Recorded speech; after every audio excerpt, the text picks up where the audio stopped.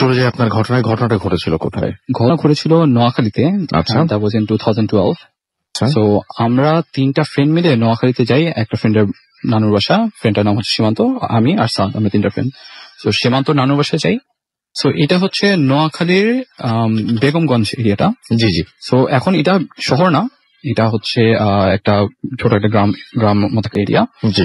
So highway আছে, highway থেকে just ডান দিকে তাদের অনেক বড় একটা কলোনি আছে। কলোনিতে অ্যারাউন্ড 8 থেকে 9টা একতলা বা দোতলার বাসা আছে। আর কলোনিটা পুরাটা ব্যারিকেড দেওয়া ওয়াল দিয়ে। আর কলোনির উল্টা পাশে পুরা জঙ্গল। আমরা গেছিলাম সকালবেলা আমরা যখন বেসিক্যালি সীমান্তর যে নানুর বাসাটা, সেই বাসাটা হচ্ছে এককারে শেষের বাসাটা, কলোনির এককারে শেষের বাসা। জি। সো আমরা যখন বাসাটা গেছিলাম, প্রথম ছাদেটাতে উঠলাম, উঠে পুরো এরিয়াটা দেখলাম যে জাস্ট কলোনির এই 8-9টা বাসা আর পিছনে পুরা জঙ্গল, গভীর জঙ্গল। আচ্ছা। আর অনেক অনেক ড্রাই লিভস নিচে পড়ে আছে, শুকনো পাতা পড়ে আছে মাটিতে। সো কোন রকম জীবজন্তুর, বিড়াল হোক বা কোনো কিছু হোক, হাঁটলেই শব্দ শোনা যায়, ইভেন ছাদ থেকে শব্দ শোনা যায়। রাত্রেবেলা তো আরো বেশি শোনা গেছো। সো কাহিনীটা ঘটে অ্যারাউন্ড এট 9 to 9:30। আমি রুমের ডিসক্রিপশন দিচ্ছি, আমরা যে রুমে ছিলাম। রুমের লেফট সাইডে জাস্ট একটা দরজা, রুম থেকে বের হওয়ার একটাই দরজা, that is on the left side. আমি যেখান থেকে বিছানায় যদি কোনো জায়গায় বসে থাকি তখন থেকে ডিসক্রিপশন দিচ্ছি। রুমের লেফট সাইড হচ্ছে দরজা, এই দরজা একটাই দরজা রুম থেকে বের হওয়ার। এছাড়া বাকি দুই সাইডে শুধু ওয়াল, আর হাতের ডান দিকে অনেক বড় একটা জানালা, আর জানালার পাশে ছোট একটা বারান্দা, জাস্ট একটা বারান্দা টাইপ, এখানে জাস্ট আউটার সাইডটা দেখা যায়। So as I said, left সাইডে হচ্ছে দরজাটা। সো দরজা থেকে বের হলে একটা ছোট একটা করিডোর, আর এর পাশেই হচ্ছে কিচেন। সো আমি আর সীমান্ত কিচেনে খাবার অর্ডার দিচ্ছি যে আমরা কি খাবো, অ্যারাউন্ড 9-9:30 বাজে তখন। আর সাদ যে ফ্রেন্ডটা, সে রুমে ছিল, রুমে কথা বলছিল। সো সে বাসায় থাকে হচ্ছে সীমান্তর নানা আর তাদের একজন কুক, বেসিক্যালি সে কেয়ারটেকারও, তার নাম হচ্ছে সিদ্দিক মামা। এই দুইজন, আর আমরা 3জন আসছি, এখন আমরা বাসায় 5 জন।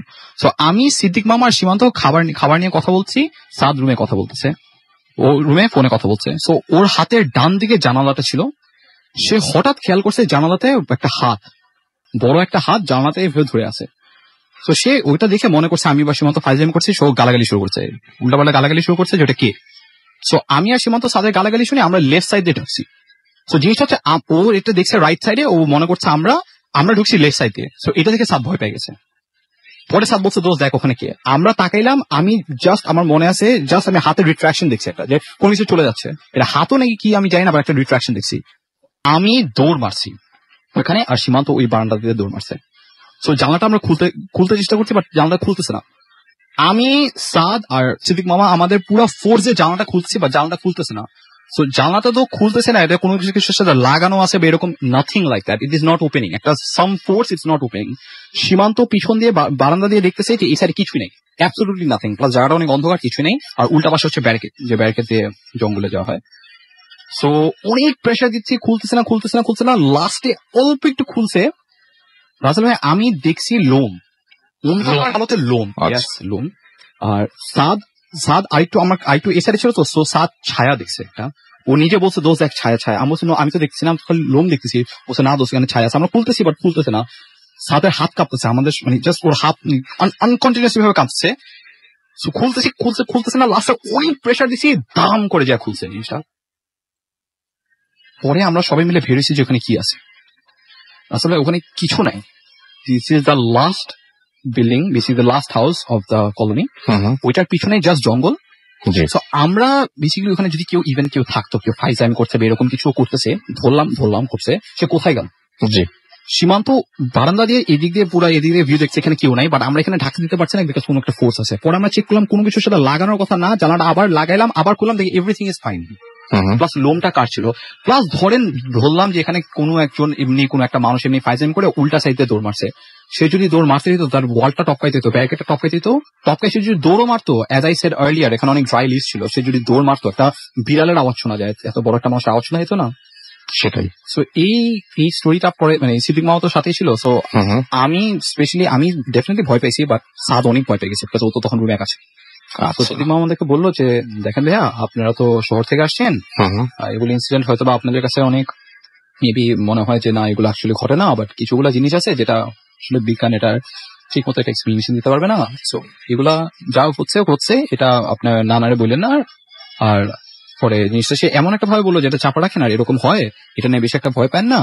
তারপরে তো আপনাদের সাথে ওরকম কিছু হয়নি, এখানে আরো এরকম অনেক জিনিস আছে, সে আমাদের অনেকগুলো স্টোরি বলে এটার ব্যাপারে। আচ্ছা, তো মানে it was the story, right? Yes. আচ্ছা, তো এর পরে এই যে আপনারা এক্সপিরিয়েন্স করেন, হাতটা তো আপনি নিজেও দেখেছেন, Yes. এবং হাতটা আপনার কাছে, যদিও আপনি বলছিলেন যে হালকা হালকা লাইটটা পাচ্ছিল কোত্থেকে, আরেকবার যদি সবাইকে একটু মনে করে দেন তাহলে আমরা বলতে পারি যে আমি বাইরে অনেক অন্ধকার, বাট ভিতরে লাইট চালানো, ছায়াটা পড়ছে হচ্ছে ভিতরে লাইটের জন্য। যখন আমরা জানলাটা খুলতেছিলাম, তো আমার হাতের ছায়া পড়ছে, সাদের হাতের ছায়া পড়ছে, আঙ্গুলের ছায়া পড়ছে, নট হাত, বেসিক্যালি আঙ্গুলের ছায়াটা পড়ছে ওখানে। বাট সাদ বলতেছিল যে সে আরেকজনের ছায়া দেখছে অন দ্য রিয়ার এন্ড, যেখানে মানে আমরা ওখানে নাই, একটা রিয়ার এন্ড। ওই ছায়াটা আমি দেখি নাই, আমি জাস্ট লোম দেখছি, আমি যে লোম দেখছি কালো লোম। আচ্ছা আচ্ছা আচ্ছা, ওকে ফাইন।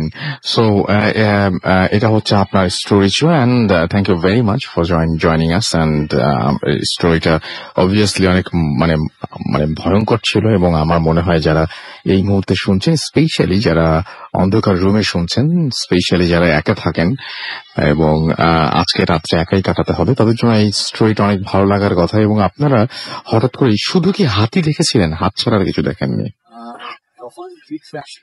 এটা এত ফাস্ট হয়েছে জিনিসটা, আমি রিট্রাকশন, বাট সাদ ওকে আমি এরপর অনেক জিজ্ঞেস করছি, সে যখন গালাগালি করছিল, ওই অ্যারাউন্ড 5 to 6 সেকেন্ড সে দেখছে হাত একবারে ঠাসা চাপ, মানে পুরা প্রিন্ট, ফিঙ্গারপ্রিন্ট, 5টা আঙ্গুল, বাট ইট ওয়াজ বিগ। সে আমাকে বলছিল যে দোস্ত এটা মানে একটা জানালার যে সাইজটা থাকে না, এটার চেয়েও বড় ছিল, মানে ভেরি বিগ হ্যান্ড। ওকে, সো যাই হোক, তো সুতরাং শুনলেন আপনারা, এবং কেমন লাগলো সেটা আমি জানি, অবশ্যই আমাদের SMS করবেন। তার আগে আমি কিছু SMS পড়ে ফেলতে চাই। ফারদিন হানিফ আমাদের SMS করেছেন নরসিংদী থেকে, এছাড়াও নাজমুলকে আমাদের SMS করেছেন, এবং তার কাছে ভয়ঙ্কর লেগেছে। হুসাইন আমাদের SMS করেছেন জিঞ্জিরা বাজার থেকে, আলমগীর আমাদের SMS করেছেন তন্ময় রাজশাহীতে দুর্গাপুর থেকে, এছাড়াও আমাদেরকে মৃদুল SMS করেছেন সাজিনী খুলনা থেকে, আমাদেরকে তাপস্বী SMS করেছেন আমাদেরকে আরিফ এবং তার ওয়াইফ রুম্পা হবিগঞ্জ থেকে। এছাড়াও আমি দেখতে পাচ্ছি শুদ্ধ আমাদের SMS করেছেন গরমের দিনে ঠান্ডা রাখার জন্য শরীরটাকে, এটা একটা বেস্ট শো। হ্যাঁ, একটা কেমন একটা চিলিং একটা মানে ফিল হয় না? সো আমার কাছে এছাড়াও দেখতে পাচ্ছি যে আনুষ্কা উত্তরা থেকে SMS করেছেন, এছাড়া অসম স্টোরি, এছাড়াও আমাদেরকে অয়ন খন্দকার নারায়ণগঞ্জ থেকে SMS করেছেন, এবং তিনি ভূত from is my sleeping pill. So Adil আমাদের SMS করেছেন, ফার্স্ট ঘটনাটা তার কাছে ভালো লেগেছে। দেব রয় ফ্রম বরিশাল আমাদের SMS করেছেন রাজাপুর থেকে, এবং আচ্ছা রাজাপুর আমি বুঝলাম না আপনার কথাটা। আমাদেরকে SH আবরার SMS করেছেন আমাদেরকে দেখতে পাচ্ছি, এছাড়াও লোবান, এবং আজকে ফার্স্ট স্টোরিটা যেমন রুমের কথা বললো, আমার রুমটাও সেম ভালো লেগেছে এই জন্য, এবং আজকে ভয়ও লাগবে মনে হচ্ছে। দেখা যাক কি হয়। আমরা চলে যাই আমাদের সেকেন্ড যে গেস্ট রয়েছেন তার কাছে। আপনার নামটা প্লিজ একটু সবাইকে বলবেন, তারপর আপনার পরিচয়টা, আপনি কোথা থেকে এসেছেন সেটা একটু প্লিজ যদি জানিয়ে দেন শুরুতেই। আসসালামু আলাইকুম রাসেল ভাইয়া, ফয়সাল আহমেদ মুন্না বলছি। আমি প্রথম আপনাকে ধন্যবাদ জানাচ্ছি আমাকে এত সুন্দর একটা প্রোগ্রামের সুযোগ করে দেওয়ার জন্য। আমার হোমটাউন বরিশাল, আমি ঢাকা মহাখালীতে থাকি। আমি মিডওয়ে ওভারসিজ নামে একটা ওভারসিজ কোম্পানিতে জব করতেছি জুনিয়র ম্যান পাওয়ার এক্সিকিউটিভ হিসেবে, এবং আমি বরিশাল বিএম কলেজের স্টুডেন্ট ছিলাম, but unfortunately honours second year আমার কমপ্লিট করা হয় না, দেন আমি রয়্যাল ইউনিভার্সিটিতে BBA করতেছি। জি, তো এই ছিল আমার পরিচয়। আমরা চলে যাই আপনার ঘটনায় এখন। রাসেল ভাই, ঘটনাটা শুরু যদি করি এভাবে, তার আগে একটু কথা বলে নিতে চাই যে মানুষের জীবনে তো ভৌতিক অনেক ঘটনা ঘটে বা অনেক কিছু দেখে বা ফিল করে, কিন্তু আমার সাথে যেটা ঘটছে আমি আসলে ডেফিনেশনটা পাচ্ছি না যে এটা কি ভৌতিক নাকি অন্য কিছু, বাট মানে বিষয়টা স্বাভাবিক না। আপনি যদি স্বাভাবিকভাবে এটা ফেস করতেন তাহলে বুঝতে পারতেন যে বিষয়টা ফিলিংসটা কেমন ছিল। তো যাই হোক ভাইয়া, আমি আমার সরাসরি ঘটনায় চলে যাচ্ছি। ঘটনাটা ঘটে ভাইয়া 2014 সালে। 2014 সালে ঘটনাটা ঘটে, তো আমি পক্সে আক্রান্ত হই। তো পক্সটা আমার খুব মারাত্মক ভাবে উঠে।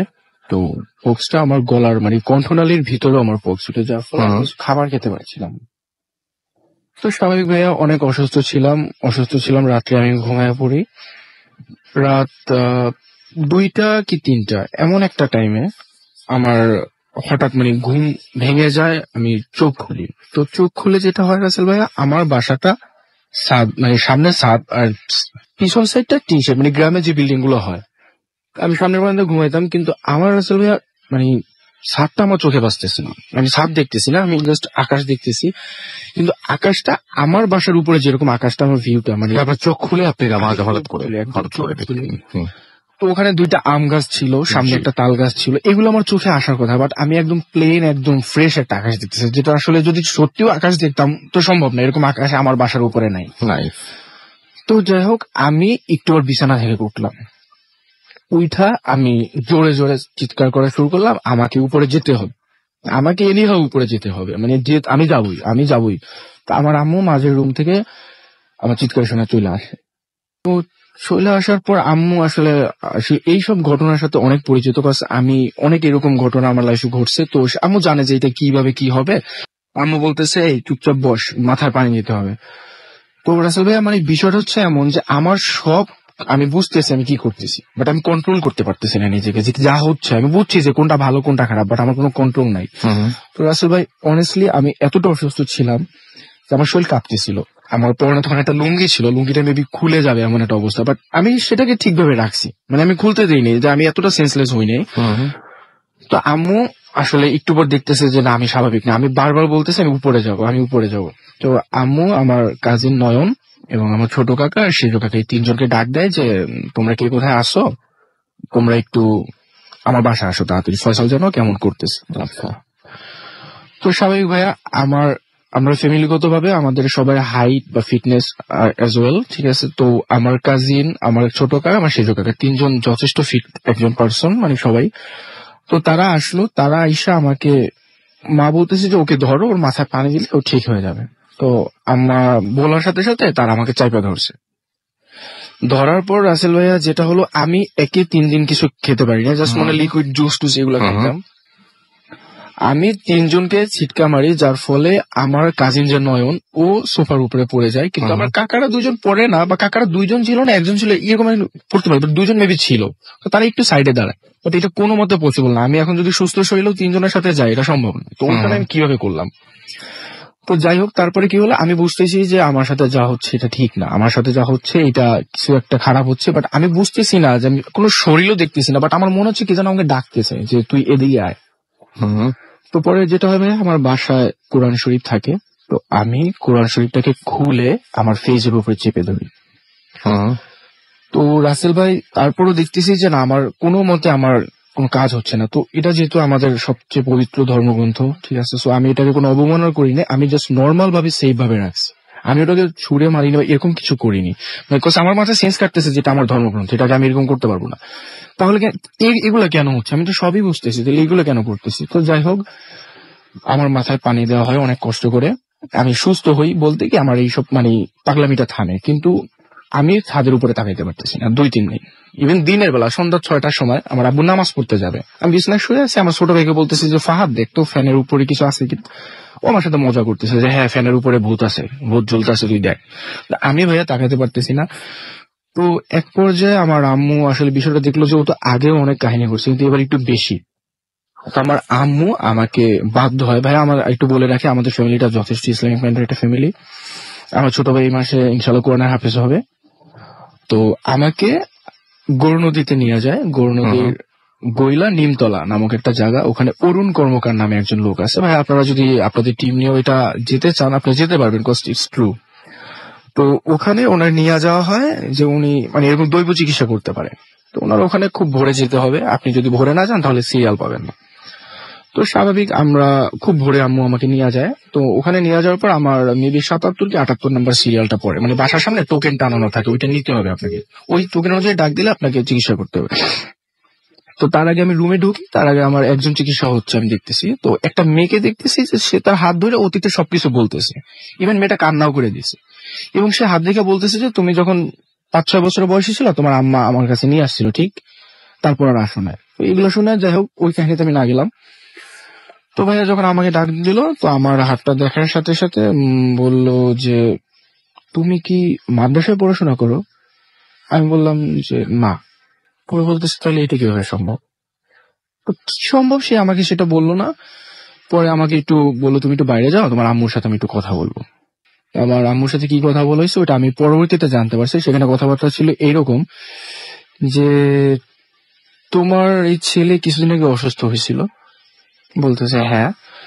পরে বলতেছে যে মা তোমার ছেলের সাথে আসলে ভালো কিছু একটা আছে যেটা তোমার ছেলেকে প্রোটেক্ট করতে চায়, কিন্তু তোমার ছেলে ওর অবস্থানটা স্বাভাবিকভাবে নিতে পারতেছে না। তো এটা স্বাভাবিকভাবে নেওয়ারও কথা না ভাইয়া, যে আপনি বসে আছেন আপনার সামনে যদি আপনি ফিল করেন যে আপনার বাসায় অন্য কেউ আছে যাকে আপনি দেখতে পাচ্ছেন না, এটা কিন্তু অস্বাভাবিক লাগবে, আপনার কাছে ভয়ানক লাগবে যে এটা কে, যতই ভালো হোক। তো রাসেল ভাই যেটা হয় আমার ওখানে পরে আরো একটা কথা বলে যে আসলে তোমার ছেলেকে ক্ষতি করতে যাচ্ছে তোমার রিলেটিভরা। তো যেটা যাই হোক সে বলে দেয় যে তোমাদের বাসার কোনো একটা দরজার যে ভাইয়া সিটকানিটা থাকে ওটা যে লাগানো হয় কাঠের যে গর্তটার ভিতরে যেটা আটকায়, বলতেছে এরকম কোন একটা দরজার ভিতরে খুঁজে দেখো কিছু একটা পাবা। আমরা এই তথ্য নিয়ে আর উনি আমাকে যেটা বলে ইসলামিক ভাবে যদি তুমি 5 ওয়াক্ত নামাজ পড়ো তো বাবা আমার কথা শোনো, আর উনি আমাকে একটা তাবিজ দেয়। কিন্তু তাবিজটা আমি কন্টিনিউ পড়ি না, কারণ এগুলো আমার ভালো লাগে। আমি বাসায় চলে আসি। ইভেন ভাইয়া অবাক করা বিষয় হলো একদিন রাত্রে আমার আম্মু আমাদের পশ্চিম সাইডের দরজাটা, বাসার পশ্চিম সাইডে একটা রোড গেছে বাসার সাথে, ওই রোডের সাইডে যে দরজাটা ওই দরজাটা সিটকারিটা রাত্রে আম্মু খুলা দেখতেছে যে হ্যাঁ সত্যি ভিতরে কিছু একটা আছে। তো ওইটাকে আমরা বের করে যেটা দেখি ভাইয়া যে গোলাপের পুরাতন পাপড়ি, মানে গোলাপের পাপড়ি যদি পুরাতন হয়ে যায়, এই গোলাপের পাপড়ি কিছু সুই ভাঙা আর জাফরান কালি দিয়া, আপনার আরবিও না হিন্দিও না, মানে বুঝতে পারতেছেন আপনি কি, বাট কিছু একটা লেখা যেটা অ্যালফাবেট মূলক এরকম কিছু একটা, আর কাগজগুলো সব টুকরো করা। এটা ওটার ভিতরে এমন ভাবে এঁটে দেওয়া, মানে মনে হচ্ছে যেটা ওইটা অনেক দিন থেকে ওটা একটা শেপই হয়ে গেছে গোল সব জিনিসের। আম্মু এটা বের করে ফেলাই দেওয়ার পর আমি ভাইয়া মানে স্বাভাবিকভাবে তো সুস্থ হয়ে যাই, কিন্তু সব থেকে বড় জিনিস ওই যে আমি শুনছি যে আমার সাথে ভালো কিছু একটা আছে। তো এরপরে হয় কি ভাইয়া আমার একটু বদ সাহস বলবো না দুঃসাহস বলবো, এগুলো আমার বেড়ে যায়। আমি চিন্তা করলাম যে যাই হোক এখন তো আমার কাছে কিছু আছে, সমস্যা নেই। তো আমার আব্বু উনি বিজিবিতে জব করতেন, উনি অবসরে আসছেন। তো উনি এখন বর্তমানে যশোরে জব করতেছে। আমার ছোট ভাই যেহেতু ঢাকায় পড়াশোনা করে গাজীপুরে, তো এই সুবাদে আমিও ঢাকায়, মানে মানে আমি যখন বাড়িতে ছিলাম তখন আমার আম্মু আর আমি থাকতাম। তো ম্যাক্সিমাম টাইম আম্মু করতে নানা বাড়ি যেত, আমাদের একই গ্রামে আমার নানা বাড়িটা। এই ফলে আমি আমার বাসায় একা ঘুমাইতাম বা কখনো ফ্রেন্ডদের নিয়ে থাকতাম। কিন্তু ভাই একা যখনই ঘুমাইতাম আমি ফিল করতাম যে আমার বিছানায় কেউ বসলো তো একটা বিছানায় একটা আপনার মানে কিভাবে একটা নড়াচড়া অনুভব হবে যে বিছানায় কেউ বসছে, বিছানায় কেউ বসলো অথবা কেউ ঘরে হাঁটা চলা, ইভেন আপনার বাসার ছাদের উপরে দিয়ে যাচ্ছে। তো ছাদের বিষয়টা আমি ইগনোর করতাম অলওয়েজ, যেটা হতে পারে বিড়াল, এটা হতেই পারে, অস্বাভাবিক কিছুই না। তো আমি এটা নিয়ে আসলে কোনো মাথা ঘামাইতাম মানে না। কোন জিনিসটা আপনার সবচেয়ে বেশি অস্বাভাবিক লাগে যখন আপনি একা ঘরে থাকেন? কোন জিনিসটা এই আপনি মানে জিনিসটা অনেক কিছু তো ফিল করেন, তার মধ্যে কোনটা সবচেয়ে বেশি অস্বস্তিকর লাগে? যেমন আপনি বলেন ছাদের ব্যাপারটা আপনি অতটা গুরুত্ব দেন না, কোন জিনিসটা সবচেয়ে বেশি আপনার মানে অস্বস্তিকর লাগে যেটা না হলে খুব আমার ভালো হতো? অস্বস্তিকর লাগে এই বিষয়টা হলো আমি নিজেও সাক্ষী এবং আমার বেস্ট ফ্রেন্ড শাওন, ও এটার বাস্তব, ও আমার বাসায় সব থেকে বেশি ঘুমাইতো। আমার সব থেকে অস্বস্তি লাগতো রাতে যখন আমি বাসায় ঘুমাতাম আমার বিছানার উপরে কেউ বসছে। এটা আপনি কি শুধুমাত্র নড়াচড়া দেখে বুঝতে পারতেন নাকি না, ওই জায়গাটা ভাঁজ পড়লো বা একটু দেবে গেল এরকমও ফিল হ্যাঁ করতেন? মানে ভাইয়া মানে আপনার বিছানায় যদি কেউ বসে, আপনি শুয়ে আছেন, কেউ বসলে আপনি একটু ফিল করবেন যে আপনার যে তোষকটা আছে বা যে বেডটা আছে এটা একটু ডাববে, একটা মানুষের তো ওয়েট আছে, এই ওয়েটটা মানে আপনার মানে আমি এটা ফিল করতাম যে কেউ একজন বসছে। এবং তাকে আপনি কখনোই দেখেননি? না ভাইয়া আমি সত্যিকার অর্থে আমি এরকম কোনো শেপ চোখে দেখিনি আজ পর্যন্ত। এটা আপনি অনুভব করতে পারেন যে একজন কেউ আপনার সঙ্গে হ্যাঁ, আমাকে আছে, যে অলওয়েজ ফলো করতেছে এবং আমাকে প্রোটেক্ট করতে চাচ্ছে। কিন্তু ভাই এটা ফলো করছে, এটা কিভাবে বোঝেন? ফলো করছে এটা যেভাবে বলতেছি ভাইয়া, আমি যেখানেই যাই, যেমন আমার বাসায় যে জিনিসটা হচ্ছে এটা তো আমার বাসার মধ্যে সীমাবদ্ধ থাকার কথা। ইভেন আজকে আমি ঢাকা আসছি, ঢাকা এর মাঝখানে আমার রুমে আমি একদিন ছিলাম, আমার সকল রুমমেটরা বাড়িতে গেছিল। তো আমরা যে ফ্ল্যাটটা থেকে আমার রুমটা সেপারেট, তো সাইডে থাই গ্লাস দিয়ে মহাখালী ফ্লাইওভারের ভিউ দেখা যাচ্ছে। আমি ম্যাক্সিমাম টাইম করতাম কি রাত্রে রাত যাই জাস্ট উইন্ডোটা একটু খুলে আমি ফ্লাইওভার দেখতাম, গাড়ি যাইতো, এগুলো ভালো লাগতো, ঘুম আসতো না। ঠিক আমি যখন শুয়ে পড়তাম আমার মনে হচ্ছে কি যে আমরা ফ্লোরিং করি ভাইয়া, সাততলা, আমার বাসাটা সাততলায়। তো ফ্লোরিং করার ফল মনে হচ্ছে যে আমার পাশে কেউ সে তার মানে বিছানায় গুছাচ্ছে, আপনার পাশে কেউ বিছানা গুছাচ্ছে? গুছাচ্ছে। আচ্ছা, তো আমরা মানে এই বিষয়টা আমি আমার রুমমেটদের সাথে শেয়ার করতে চাইনি, কারণ ওরা ফানি ভাবে উড়াই দিবে কিছু, আমি তো জানি যে এটা কে বা কি, কিন্তু আমি দেখতেছি না বিছানা ঠিক আছে। আর একটা প্রশ্ন আমার আছে, সেটা হচ্ছে যে কি হয় মানে আপনি যখন মনে করেন যে এখন আমার তাকে দরকার বা একটা বিপদে পড়েছেন, আপনি মনে করেন এখন হেল্প দরকার, তখন আপনি চাইলেই কি সে চলে আসে নাকি সে আসে ইচ্ছা মতন, মানে আপনার কোনো কন্ট্রোল নাই তার না উপরে? ভাই, আসলে এইরকম আমি তার সাথে কখনো কানেক্ট করতেও চাইনি, বলতে কি পারি নাই আর চাইও নাই, বাট সে আমার সাথে কেমন যেন থাকে। যেমন একটা জিনিস আমি বলি ভাইয়া, এটা আমার ক্রেডিট মূলক বলবো, আমার কোনো জিনিস হারায় না। এটা আপনি বলছিলেন, হ্যাঁ। আমার কোনো জিনিস হারায় না, ইভেন 3-4 দিন পরেও যদি আমি যাই আমি পাবো। যেমন আমার একটা এটা খুবই অদ্ভুত লেগেছে, এরকম ঘটনা এখন পর্যন্ত আমার যতদূর মনে পড়ে ভূত এফএমে কেউ বলেনি। আপনার এই হারানো না হারানো মানে কত সিরিয়াস ছিল, আপনি বলছেন একটা মেমোরি। হ্যাঁ ভাইয়া, হ্যাঁ। এক্স্যাক্টলি। আমি যখন বিএম কলেজে অনার্স করতেছিলাম, তো তখন আমাদের হোস্টেলটা 4 তলা, ডিগ্রি হোস্টেলের 4 তলায় বসে ভাইয়া আমি আর আমার ফ্রেন্ড শাওন, তো আমরা বসেছিলাম। তো আমি মেমোরি কার্ড এক্সচেঞ্জ করছি, ওর মেমোরিটা আমারটা লাগাবো, আমারটা ওরটা তো লাগাই, যে মানে বাই চান্স এটা পড়ে যায় 4 তলা দিয়ে। আর ভাইয়া সরকারি ভবনের পিছনে আপনি জানেন যে কচু পাতা, মানে এলোমেলো, মানে এগুলো অত পরিষ্কার পরিচ্ছন্ন থাকে না সরকারি প্রতিষ্ঠানগুলো, এগুলো হয় অ্যাজ ইউজুয়াল। আমি তো এত রাত্রে একটা মেমোরি কার্ড 4 তলার নিচে পড়ছে, তাও ওখানে ঘন জঙ্গল, এটা পসিবলই না, পাবোই না। তো আমি ওই রাত্রে তো আর যাই নাই। পরদিন সন্ধ্যাবেলা 7-8টার দিকে বা এমন একটা টাইম আমি যাচ্ছি কৌতূহল বসতে, যে শাওন চল, মেমোরি কার্ডটা আমার আসলে অনেক পুরাতন কিছু স্মৃতি আছে, মানে আমার 2টা বেস্ট ফ্রেন্ড মারা গিয়েছিল ভাইয়া, ওদের কিছু ছবি ছিল। আমি বললাম যে এই ছবিগুলোর জন্য আমার একটু মেমোরি কার্ডটা দরকার, আমার রিকভারি তো করতে হবে। তা আমি যাইয়া ভাই, এটা মানে এটা লাখ হতে পারে, আমি যে লাইটটা ফোনের টর্চটা মারলাম, যে কচু পাতাটার উপরে ফার্স্ট মারছে দেখে ওইটার উপরে মেমোরি। আচ্ছা, আমার লাখ হতে পারে, আমি এটাও অ্যাজ ইউজুয়াল ভাবে নিয়েছি, কিন্তু আমার ফোন নিয়ে 2-3টা কাহিনী হয়েছে, এগুলো আমার কাছে অস্বাভাবিক গেছে। একটা হয়েছে ভাইয়া বরিশাল সিটিতে, আপনারা তো বরিশালে প্রোগ্রাম করছেন, বরিশাল সিটিতে যে বরিশাল সরকারি মহিলা বিদ্যালয় যেখানে আছে, ওখানে সালাম সাইকেল স্টোর নামে একটা দোকান আছে, বরিশালের সব থেকে বড় দোকান। তো আমি ভাইয়া বরিশালে যখন ছিলাম হোস্টেলে, আমি সাইকেল ছিল আমার, তো আমার সাইকেলটা মানে কেমন যেন ভাই, নতুন টায়ার টিউব লাগাইতাম খালি নষ্ট হয়ে যেত, তো ঠিক করতে ওনার ওখানে যাইতাম। ওই সালাম স্টোরের আশেপাশে আমার ফোনটা একদিন পকেট থেকে পড়ে যায়, অক্সফোর্ড মিশন রোডে পড়ে যায়। পড়ে যাওয়ার পর ভাইয়া নর্মালি আমি বাসায় চলে আসি, আমি ভাইয়া কেমন একটু মন ভুলো টাইপের, সত্যি কথা। তো আমি আর ফোনটা নিয়ে হঠাৎ করে আমার মনে পড়লো কি ফোন কই, আমি সাথে সাথে আসছি, সাথে সাথে ফোনটা পাইনি। তো সাথে সাথে যেহেতু পাইনি, কনফার্ম এটা কেউ নিয়ে গেছে। জাস্ট 2 days, আফটার 2 days আমি ওই রোডে সেম আমার একটা ফ্রেন্ডের সাথে দেখা করতে যাবো। আমি কি মনে করি জানো, মানে মানে আমি রাস্তা দিয়ে হাঁটতেছিলাম, ওখানে তো আমার সাইকেলও নেই, আমার মন টন খারাপ, যেমন ফোনটা হারাই গেছে। ওটা নোকিয়া 8311 ফোনটা ছিল, ওই সময় খুব ফেভারিট ছিল, আমি ফোনটা খুব করে কিনছিলাম। হঠাৎ করে দেখতেছি কি যে রাস্তার পাশে মানে সুইপাররা যে পাতা ঝাড়ু দিয়ে স্তূপ করে রাখে, স্তূপের পাশে একটা কালো কিছু একটা, যেটা মোবাইলের মতো শেপ। তো আমার 10 হাত দূর থেকে আমি দেখছি রোডের মাঝখান থেকে, আমি একটু আগ্রহ নিয়ে গেলাম যে হোয়াট ইজ দিস। ভাইয়া রাসেল ভাই বিশ্বাস করবেন না, আমি আনন্দ লাগছে, বাট তখন আমি ফিল করি না যে আসলে এটা কিভাবে সম্ভব। আমি যে দেখি আমার ফোন, এখানে আমার একটা প্রশ্ন রাসেল ভাইয়া, ফোনটা যদি 2 দিনে এখানেও থাকে, আচ্ছা রোডের সাইডে, ফোনটা তো কেউ একজন দেখার কথা, ফোনটা ওই সময় যিনি হচ্ছে ময়লাগুলো জড়ো করেছেন, যেগুলো পাতাগুলো জড়ো করছে, উনি তো ফোনটা অবশ্যই দেখছে। তার মানে ব্যাপারটা হচ্ছে যে এরকম যে ওটা হয়তো ওখানে ছিলই না, অন্য কেউ কেন যেন রেখে গেছে, মানে এমন একটা কিছু। আর ওই ফোনটা পাইলে ভাই হাতছাড়া কেউ করতো না, ওই সময় নিয়ে যাবে স্বাভাবিক। আমি দেখে ফুল অবাক, আমি ফোনটা নর্মাল নিয়ে বাসায় চলে এসে, আমার আদৌ তখন ফিল হয় না যে আমি ফোন কিভাবে, ঠিক আছে। তো যাই হোক ভাইয়া, পরে ওই যে আমি গণকের কাছে যাওয়ার পর থেকে আমার সব জিনিসগুলো আমি আসলে ক্যালকুলেট করতে লাগলাম যে এই কাহিনীগুলো তো এর জন্য হইতো, কারণ এটা সিটিতে ভাই একটা ফোন পড়ে আছে 2 দিন পরে, এটা আপনি কিভাবে পাবেন, সেটাই ঠিক আছে। আর একটা জিনিস হারানো, সেটা হলো ওই সেম ফোন নিয়ে, এটা আমার বাড়িতে, তো আমার কোন একটা কারণে আমার সিটিসেল ফোন ইউজ করতে হয়, ঠিক আছে। তো সিটিসেল আমি একটা ফোন কিনা আমাদের পুকুর পাড়ে আমার চাচতো কাকার ওনার বাবার গোরস্থান আছে, হ্যাঁ। আমি ওখানে ভাই গ্রামে তো স্বাভাবিক, গ্রামে দুপুরবেলা দেখা যায় একটা লুঙ্গি পরা, এটা খালি গায়ে আপনি বাতাসে, ওখান থেকে দক্ষিণ সাইডে নদী পড়ে অনেক বাতাস আসে, আমরা ওখানে যাইতাম। তো ফোনটা আমার লুঙ্গির পিছনে ছিল, যেটা মোবাইলটা যেভাবে নেয় আসলে গ্রামের মানুষ যারা থাকে, ফোনটা আমার ওখান থেকে গোরস্থানের ভিতরে পড়ে গেছে। আমি বাসায় চলে আসছি। আমার নর্মালি একটা ফোন আছে, আর সিটিসেলটা আমি একটা স্পেশাল কোন একটা কজে আমি ইউজ করতাম। তো ভাইয়া যেটা হয় যে ওইটা মানে স্পেশাল কজে যা হইলো যে আমি খুঁজি না যে কি হয়, আর ওটা যোগাযোগ পাই না, আমি জিপি দিয়ে হঠাৎ করে আমার ফিল হলো কি আমার ফোন কই, আমি খুঁজতেছি, কারণ আমি বাড়ির বাইরে যাইনি, ফোন পাইলাম না, আমি কোথাও ফোন পাচ্ছি না। আম্মু পরের দিন ঝাড়ু দিয়ে আসছে, পাতা ঝাড়ু দিয়া, আম্মু আমার এসে বলতেছে তোর ফোন কোথায়। আমি বলতেছি এই যে ফোন সিটি সেল থাকে।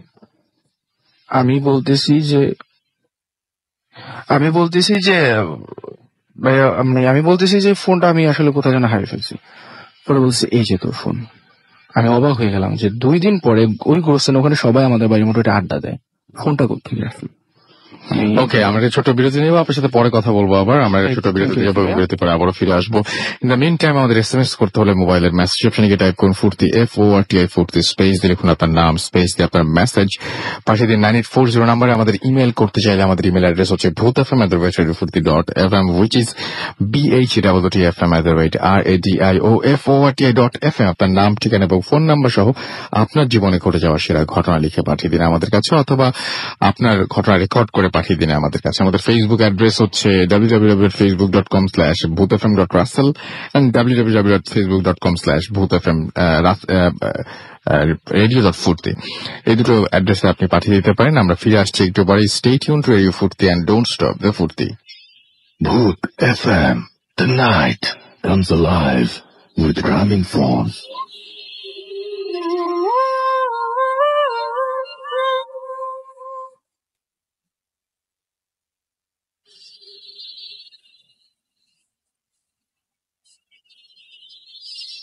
Hello, Russell ভাই, কেমন আছেন? I'm sure you're well. সবসময় ভালো থাকেন। আমি সেরেন, ওয়েস্টার্ন অস্ট্রেলিয়া থেকে এই ঘটনাটা পাঠাচ্ছি। এটা অ্যাকচুয়ালি হয়েছে আমার সাথে about 10 years back, যখন I was a student in Thailand. I was there just for about a semester. So ওখানে আমি একটা বাংলাদেশি মেয়ে, আমরা দুজনে ওখানকার যে কন্ডোমিনিয়াম ছিল, is basically called it a girls hostel. ওখানে আমরা দুজনে একসাথে একদম third কি fourth floor, I can't remember exactly, but it was something third কি fourth floor এ, সবচেয়ে করিডোরে সবচেয়ে এন্ডে corner most room এ আমরা রুমটা নিই।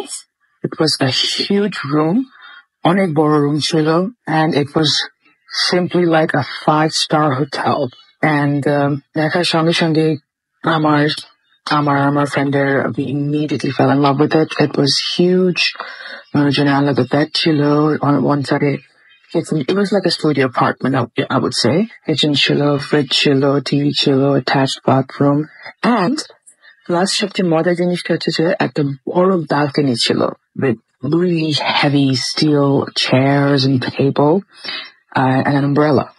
So আমরা তো খুব এক্সাইটেড ছিলাম যে হ্যাঁ সবাই মিলে ওখানে আমরা যাদেরকে চিনতাম ওখানে আমরা সবাই মিলে আমাদের রুমে হ্যাং আউট করবো, and which happened. আমরা সবসময় ওখানে আড্ডা মারতাম, but unfortunately 2-3 মাস পরে we had a tiff, আমি আর আমার roommate finally, and for some reason she decided to move out.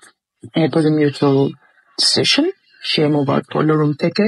তো বেসিক্যালি তখন আমি একা ছিলাম রুমে। তো request already was put a reception যে আমাকে আরেকটা নতুন রুমমেট দেওয়া হোক, কারণ আমার একা থাকা is impossible. আমি একা একদমই থাকতে পারি না, আমি খুবই ভয় পাই। So request obviously বললে তার সঙ্গে সঙ্গে তো দাঁড়িয়ে থাকে না রুমে আসার জন্য, so I had to wait for a couple of days. So একদিন রাতে এরকম ওয়েট করতে first 2-3 দিন রাত ভালোই গেল, not bad. রুমে সব লাইট জ্বালায়, তারপর টিভি অন করে ঘুমাতাম, so which is very funny, but হ্যাঁ এটাই করতাম। তো একদিন রাত্রে it was probably for a Friday night. তো Friday night usually dorme the hostel যে মানে লোকজন অনেক কমে যায়। আমাদের আবার ছিল মেয়েদের জন্য আলাদা হস্টেল, ছেলেদের জন্য আলাদা হস্টেল। সো মানুষ একটু কমেছে বিকজ ওই স্যাটারডে সানডে উইকেন্ড বলে অনেকে সিটিতে চলে যায়। আমার ক্যাম্পাস ছিল সিটি থেকে at least an hour away. It was Bangla campus, এবার ইউনিভার্সিটি, I'm sure অনেকেই চিনবে। তো অনেকে চলে গিয়েছিল, তো আমার শরীরটা খুব একটা ভালো ছিল না, তাই I decided to stay back. আমার অনেক ফ্রেন্ডসরা গিয়েছিল, অনেক রিকোয়েস্ট করেছিল, আমি যাইনি, stay back. তো রাতে around 12টা-1টার দিকে তাই ঘুম আসছে, ছেলেটা করে শুয়েছিলাম, টিভি অন ছিল, লাইট অন ছিল as usual. তো ঘুমিয়ে থাকতে চোখ প্রায় লেগে গেছে। হঠাৎ করে আমার বেডটা ছিল ঠিক ব্যালকনির পাশে, ব্যালকনিটা ছিল পুরো গ্লাস স্লাইডিং ডোর। সো হঠাৎ করে একটা দাম করে একটা আওয়াজ শুনলাম, তো আওয়াজটা শুনে আমি সঙ্গে সঙ্গে জেগে গেলাম। জেগে যাওয়ার পরে প্রথমে ভাবলাম যে হয়তো টিভি থেকে কোনো আওয়াজ হচ্ছে। তো টিভিতে দেখি যে নর্মাল নিউজ একটা ডকুমেন্টারি টাইপের কিছু একটা চলছিল। So I was like যে মেবি হয়তো ওখান থেকে কোনো আওয়াজ এসেছিল কিছু একটা। তো আমি আবার চেষ্টা করলাম ঘুমাতে, একবার ঘুম ভেঙে গেছে। I am an insomniac, রাত আমার এমনি ঘুম আসে না, তার মধ্যে একা, জানি হোস্টেলে অনেকেই নাই, আমার ফ্রেন্ডরা কেউ নাই, একটু ব্যথা লাগছিল, ডিপ্রেসড। তো একবার এপাশ একবার ওপাশ, একবার এপাশ একবার ওপাশ, হঠাৎ করে আবার ধম করে আওয়াজ হলো একটা। এবার আমি রিয়েলাইজ করলাম যে ব্যালকনিতে তো গ্লাস ডোর, বাট পর্দা দেওয়া ছিল, ভেরি ভেরি হেভি এন্ড সিক স্লিম দেওয়া ছিল। তো আওয়াজটা আসলো যে কেউ যদি কোনো ভারী জিনিস নিয়ে ক্লাসের মধ্যে গ্লাস ডোর যদি বাড়ি দেয়, তখন যে আওয়াজটা হয় ওরকম ধম করে আওয়াজ হলো। তার মানে কি ব্যাপার, এত রাতে তখন তখন হয়তো প্রপারলি পাই কত একটা রাতে 1:30 এরকম বাজে। এটা হচ্ছে কি হলো? তা আমি এর আগে অনেক স্টোরি শুনতাম ফ্রেন্ডসের কাছ থেকে যে হ্যাঁ সিরিয়াস হতে যায়, it was literally in the middle of nowhere, আশেপাশে জঙ্গল এই সে হ্যান ত্যান, ভেরি বিগ ক্যাম্পাস, মানে আমাদের ডর্ম থেকে একই এরিয়াতে, তো ডর্ম থেকে একসাথে যেতে হলে we had to take a tram, so you can understand কত বড় ছিল। সো আমি একটু ভয় পেলাম, সো চুপচাপে ঘুমোতে গেলাম, টিভিটা অফ করে দিলাম। বসে আছি কোনো আওয়াজ নেই। হঠাৎ করে শুনি যে ব্যালকনিতে চেয়ার নড়াচ্ছে কেউ, মানে চেয়ারটা, since the chair were very heavy, অনেক ভারী স্টিলের কিছু চেয়ার থাকে না ওরকম, তো অনেক প্রেশার লাগে, মানে আমাদের ইউজুয়ালি আমার একা টানতে মানে জান বের হয়ে যেত, তো ইউ ক্যান আন্ডারস্ট্যান্ড। তো কেউ চেয়ারটা টানছে, আমি ভাবলাম কি দেখি আমার বারান্দা থেকে আসতেছে নাকি মেবি হয়তো পাশের রুমে, কারণ পাশাপাশি ব্যালকনি ছিল। হঠাৎ করে দেখেছি চেয়ারটা আস্তে আস্তে টানতে ধম করে আবার বাড়ি ছিল দরজার মধ্যে। Then I was freaked out যে এটা তো পাশের কোনো ব্যালকনি না, এটা হয় আমার ব্যালকনি, আমার টানটা খেয়ে আমার গ্লাস দরজাতে বাড়ি খেয়েছে। সো আমি আস্তে করে উঠে বারান্দার লাইটটা অন করলাম, যেটা আমার ভিতরে ছিল, সুইচটা অন করে আস্তে করে কার্টেনটা সরালাম, দেখি কেউ নাই, চেয়ার জায়গায় আছে, কিছু নাই। তো আমি ভাবলাম যে কি ব্যাপার, আমি কি আসলে ভয়ে মনের ভুলে কিছু শুনতেছি, বা maybe I'm really freaked out, depressed, just maybe hallucinating stuff. But within a couple of seconds দেখলাম একদম লেফট যে চেয়ারটা, it's moving by itself and came and crashed in my glass door. এসে পুরা ধাম করে বাড়ি খেলো, to the point glass door crack পড়ে গেছে। I don't know what was that, হয়তো আমি জীবনে জানতেও চাই না। আমার এতটুকু খালি মনে আছে I was in my sleeping dress, just wearing my shorts and t-shirt.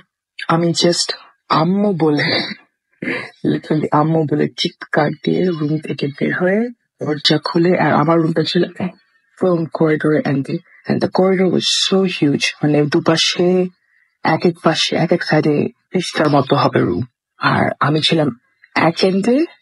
R go to the elevator, লিফটে যেতে হলে literally you have to, let if you're running the top of your speed, you probably have to run for 5 minutes.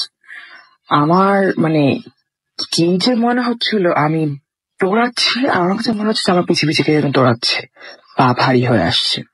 somehow I reached the elevator, press করছি, and elevator আসছে, আমি ডান দিকে তাকালাম, মনে হচ্ছে কে যেন আমার রুমের দরজা থেকে উঠে দিচ্ছে, and I'm not kidding you, I literally saw something, শ্যাডোর মতো কি যেন একটা আমার দিকে ওকে দিচ্ছে এবং আস্তে আস্তে বের হতে চাচ্ছে রুম থেকে। আমার এখনো বলছি আমার getting goosebumps.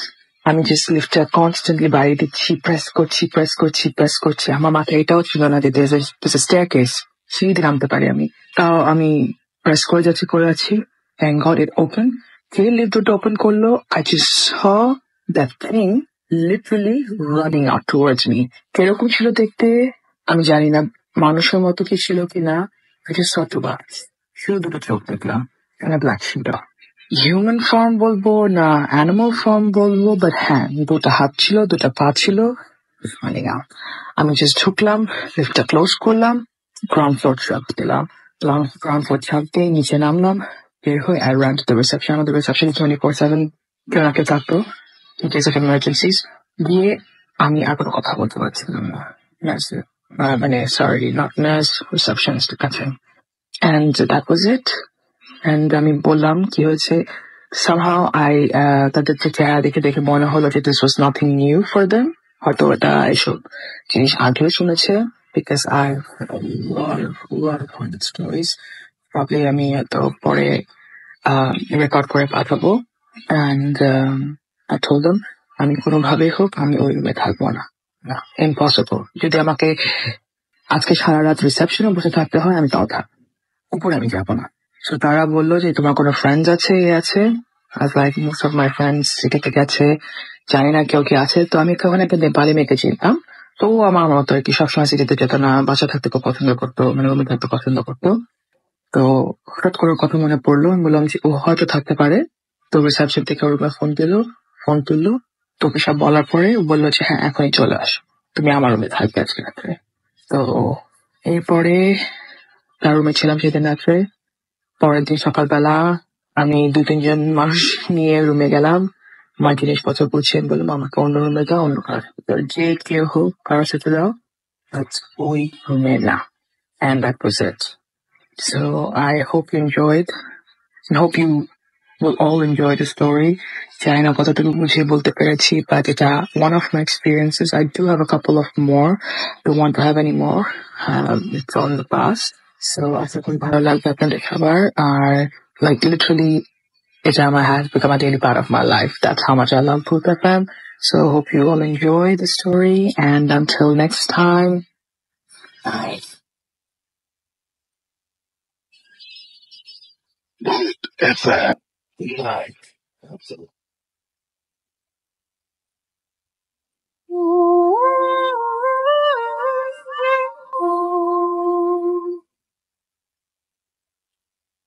And I hope you all enjoy the story. এবং একটু আগে যেটা শুনলাম যে ঘটনাটা, সেটা আমরা পেয়েছি অস্ট্রেলিয়া থেকে। এবং আপনারা যারা আজকে এরকম কেউ আছেন কিনা আমি জানি না, যিনি আমাকে এই মুহূর্তে শুনছেন এবং আজকে প্রথম হয়তো কোন একটা হোস্টেলে উঠছেন বা প্রথম নতুন কোথাও থাকতে এসেছেন, সেরকম কেউ যদি হন তাহলে তার সাথে এই ঘটনাটা মিলে যেতে পারে বা ভালো লাগতে পারে। একটু আগেও আমরা যেরকম শুনছিলাম যে সব সময় নিজের সঙ্গে একটা মানুষের অস্তিত্ব অনুভব করা, যে অন্য কেউ আছে, আমি কোনো সময়ই একা না, কেউ একজন আমার সঙ্গে আছে, কেউ একজন সব সময় আমার সঙ্গে থাকে। এবং তাকে আমার বিছানার পাশে দেখা যায়, মনে হয় যে সে বসছে আমার ঘরে, আমার পেছন পেছন হাঁটছে এবং তার পায়ের শব্দ পাওয়া যাচ্ছে, আমার পাশে বিছানা করছে। এরকম ধরনের একটা অনুভূতি যদি আপনি সব সময় পান এবং আপনার যদি কোনো মুহূর্তে মনে হয় আপনি একা নন, সত্যি সেই মুহূর্তে এমন হয় না যে মাঝে মাঝে মনে হয় যে মানে আয়নার দিকে তাকালেও বোধহয় আমার পাশে কাউকে দেখে ফেলবো, মানে আয়না দেখতে আপনি ভুলে যাবেন, এরকম একটা ব্যাপার হয়ে যায়। পেছনে তাকাতে ভুলে যাবেন, পাশে তাকাতে ভুলে যাবেন, একা কোথাও থাকতে ভুলে যাবেন এবং স্বাভাবিক জীবনযাপন তখন সত্যি খুব অসম্ভব হয়ে পড়ে। লাইফে এরকম কারো না ঘটুক।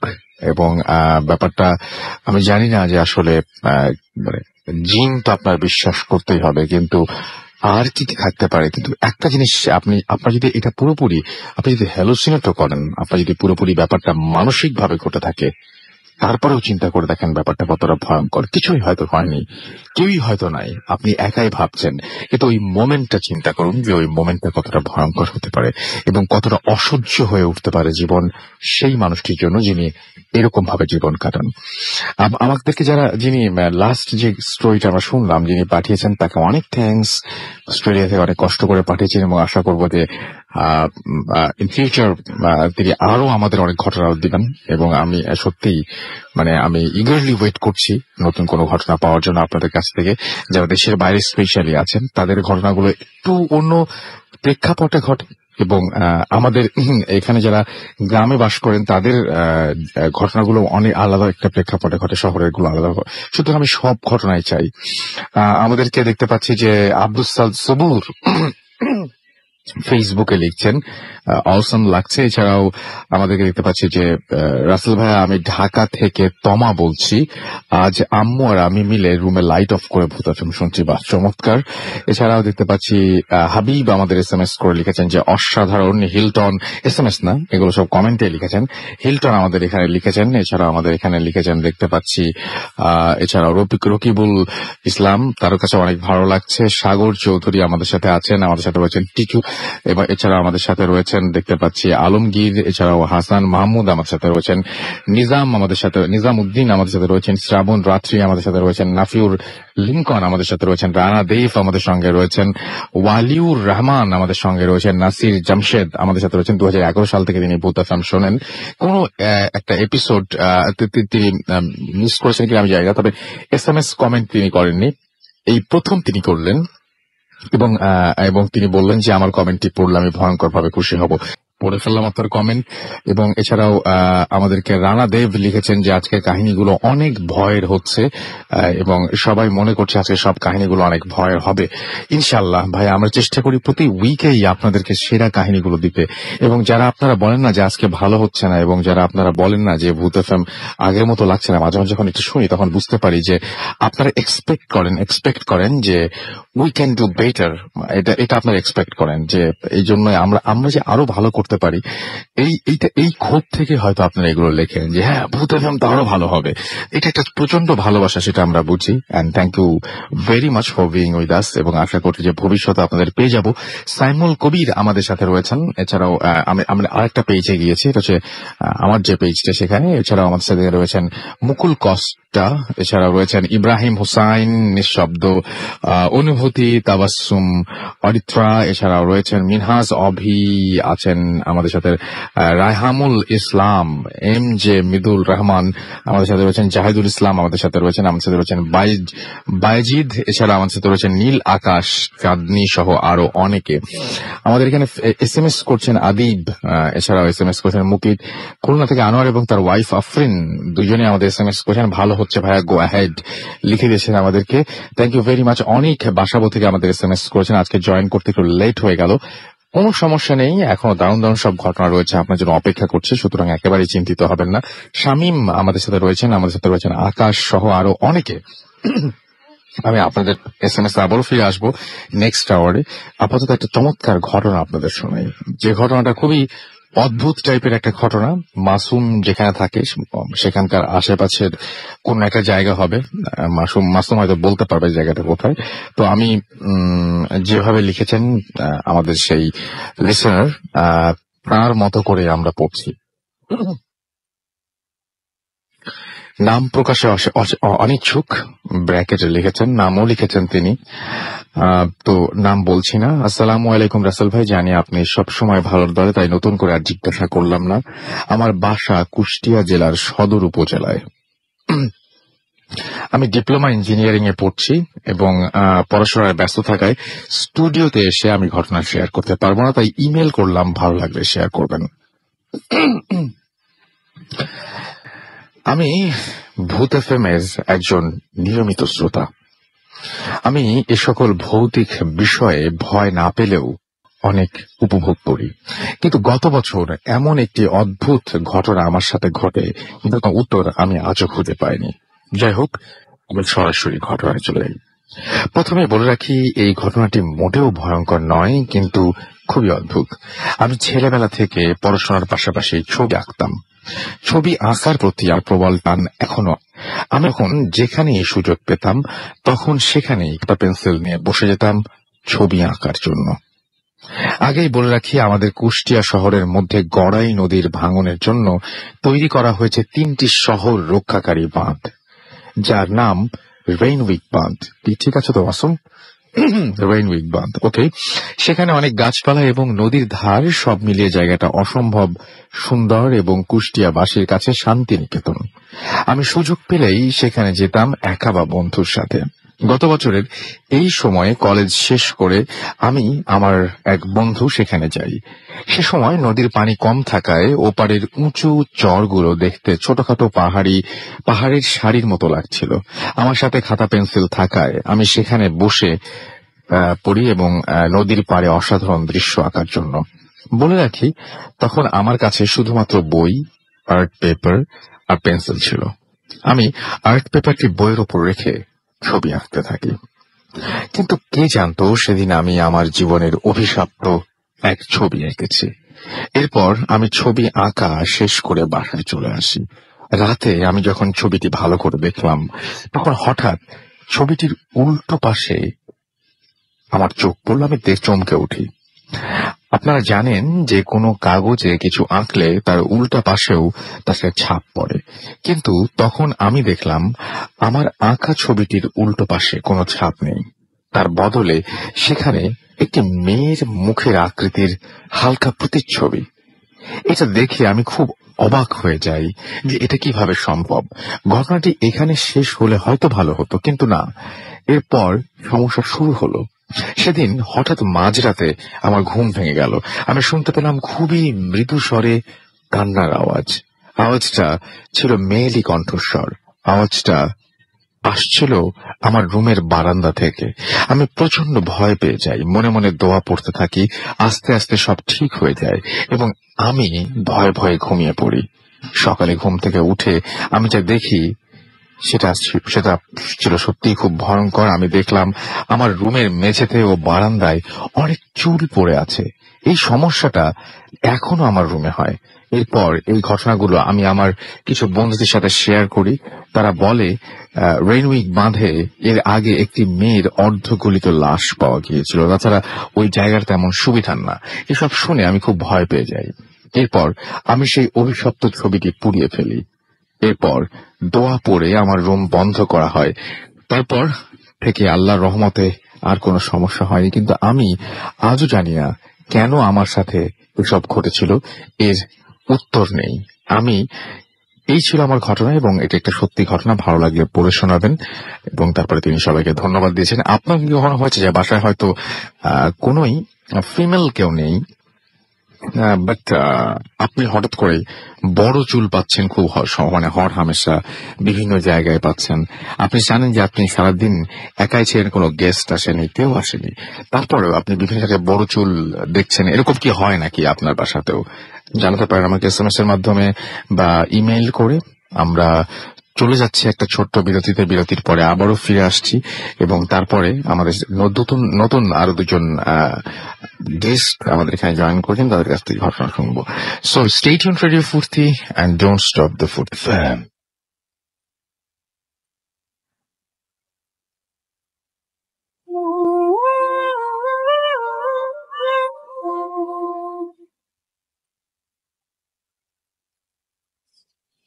ফিরে এলাম আবার। আমি রাসেল, শুনছেন সবসময় রেডিও ফুর্তি 8.2 FM।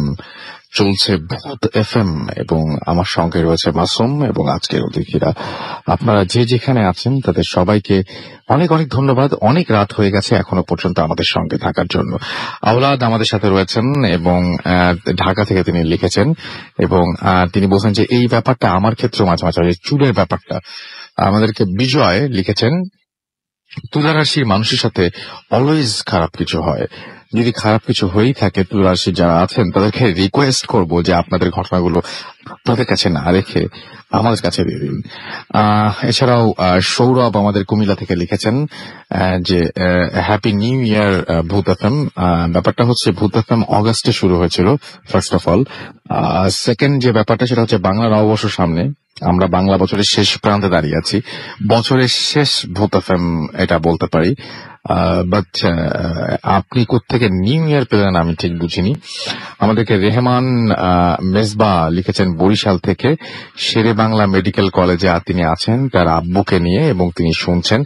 ঈশা আমাদের খুলনা থেকে লিখেছেন, তিনি শুনছেন আমাদের সাথে, বাসার সবাই ঘুম। এখন যদি SMS না পড়া হয় তার অনেক খারাপ লাগবে, তো আমি পড়ে ফেললাম। জয়া আমাদের লিখেছেন যে সেকেন্ড ঘটনাটা অলসাম। নাভিদ আমাদের লিখেছেন ভালো লাগছে। রায়হান আমাদের সাথে আছেন, আমাদের সাথে রয়েছেন নাবিল। এছাড়া আমাদের সাথে রয়েছেন দেখতে পাচ্ছি জাসিয়া এবং ফারাজ আজিমপুর থেকে। এছাড়াও অরুফ ময়মনসিং থেকে আমাদের সাথে রয়েছেন। আমাদের সাথে রয়েছেন শহীদ চট্টগ্রাম থেকে, চট্টগ্রাম রাঙ্গুনিয়া থেকে। এছাড়া আমাদের সাথে রয়েছেন দেখতে পাচ্ছি রোমান খুলনা থেকে, এবং তিনি তার SMS পড়তে বলেছেন। আজিয়ান নূর ময়মনসিংহ থেকে আমাদের সাথে রয়েছেন। এছাড়া আমাদের সাথে রয়েছেন হাবিবা সহ আরো অনেকে। আপনাদের বাকি SMS গুলো আস্তে আস্তে ইনশাল্লাহ পড়ার চেষ্টা করবো। আপাতত চলে যাচ্ছি ঘটনায়।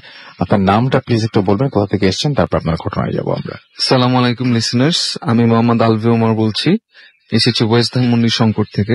চলে যায় আপনার ঘটনায়। আচ্ছা, আমি সরাসরি ঘটনায় চলে যাচ্ছি। এই ঘটনাটা ঘটেছে ভাইয়া আমার একটা ফ্রেন্ডের সাথে। জি। আমরা দুইজন বর্তমানে একসাথে ক্লাস করছি।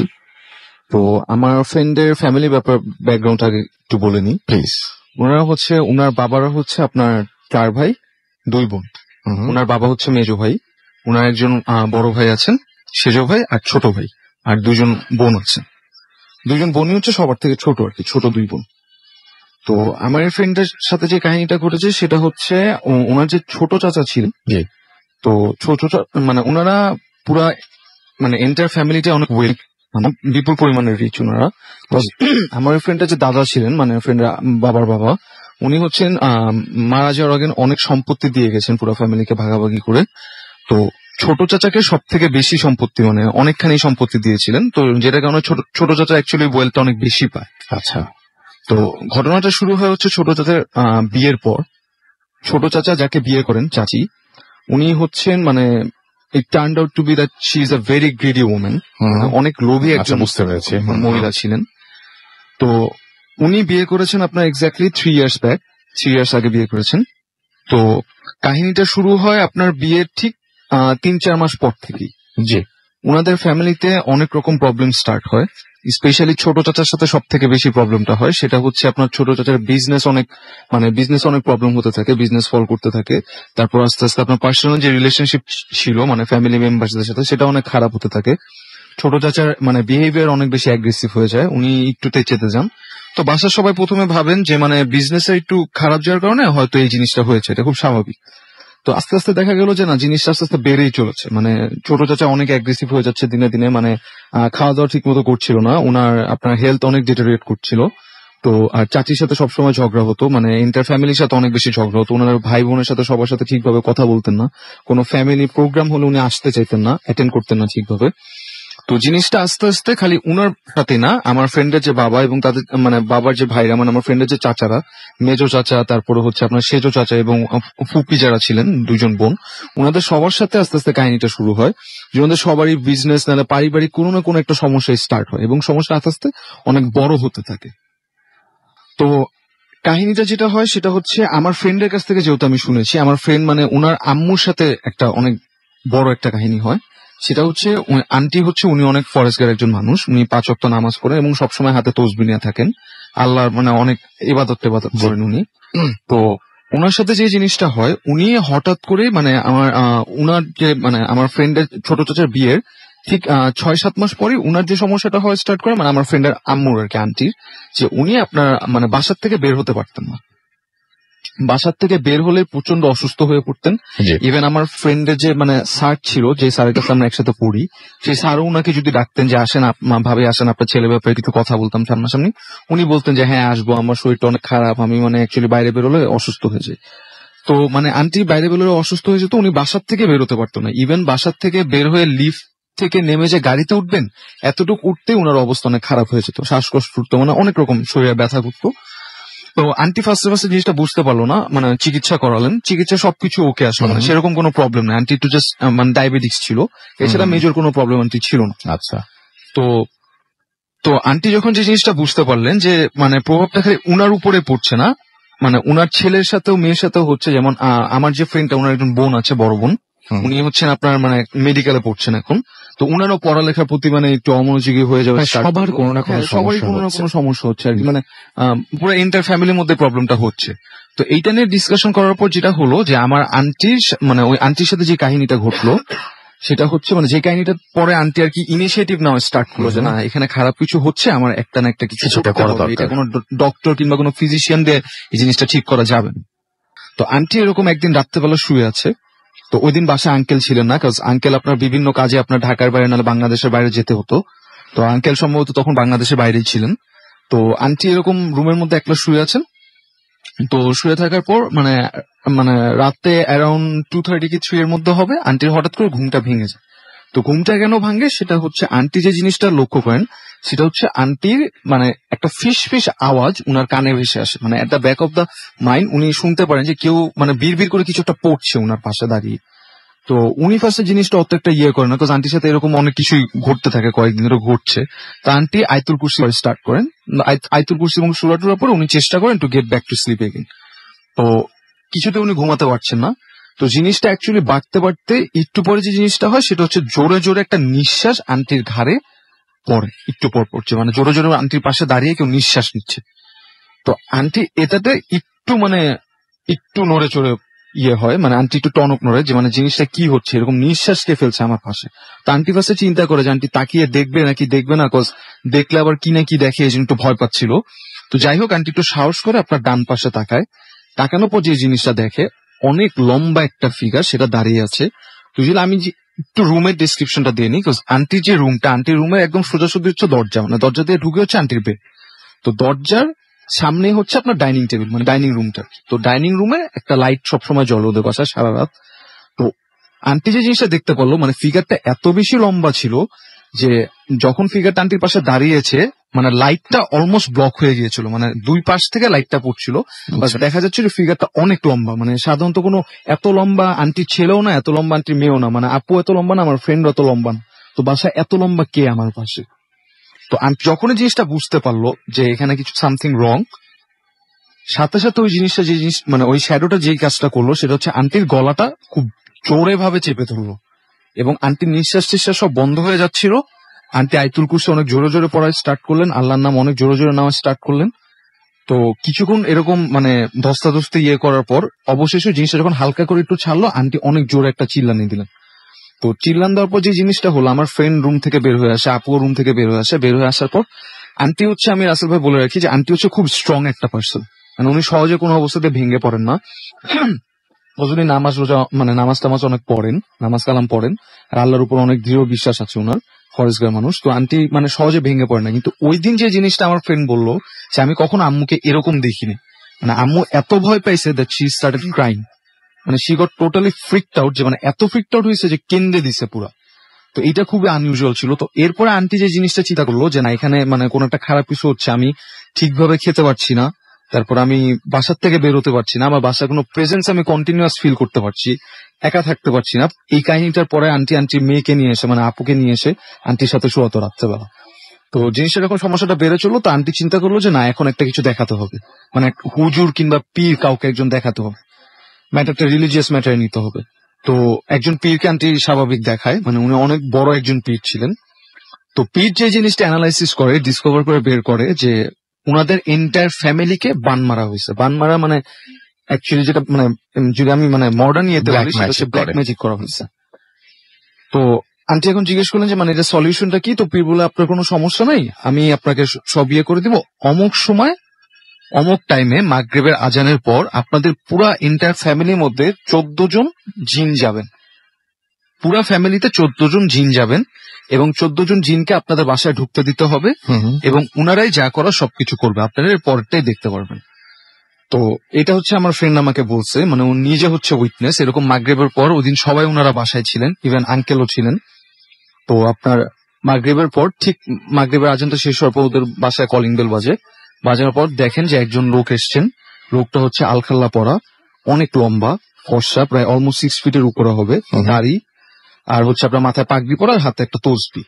তো উনি ঢোকার পর বলে যে সবাইকে বাসার থেকে বের হয়ে যেতে। তো আন্টি বলে আমি তো বাসা থেকে বের হতে পারবো না, আমার তো বের হলে সমস্যা হয়। তো উনি বলেন যে কোনো সমস্যা নাই, আমি আছি, আপনি ভয় পেন না, আপনার বাসা থেকে একটু জাস্ট বাসার বাইরে যেয়ে দাঁড়ান। তো ওরা সবাই বাসার বাইরে যেয়ে দাঁড়ায় এবং 15 মিনিট পর উনি বাসার থেকে বের হয়ে আসেন।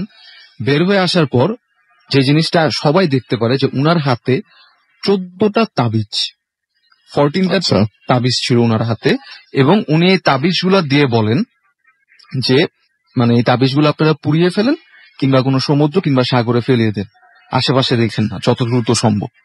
তো ঠিক আছে, উনি এটা করে দিয়ে চলে যান। চলে যাওয়ার পর যে জিনিসটা হয়, পরে আন্টি আবার সেই পীরের কাছে যান। পীরের কাছে যাওয়ার পর এর মধ্যে যে জিনিসটা হয়, এই কাহিনীটা হতে হতে আপনার মানে অলমোস্ট 3 ইয়ার্স হয়ে গেছে। মানে এই কাহিনীটা হয়েছে কাহিনীটা হয়েছে রিসেন্টলি, মানে তাবিজ যেটা পেয়েছে, তাবিজটা পেয়েছে জাস্ট লাস্ট ইয়ার।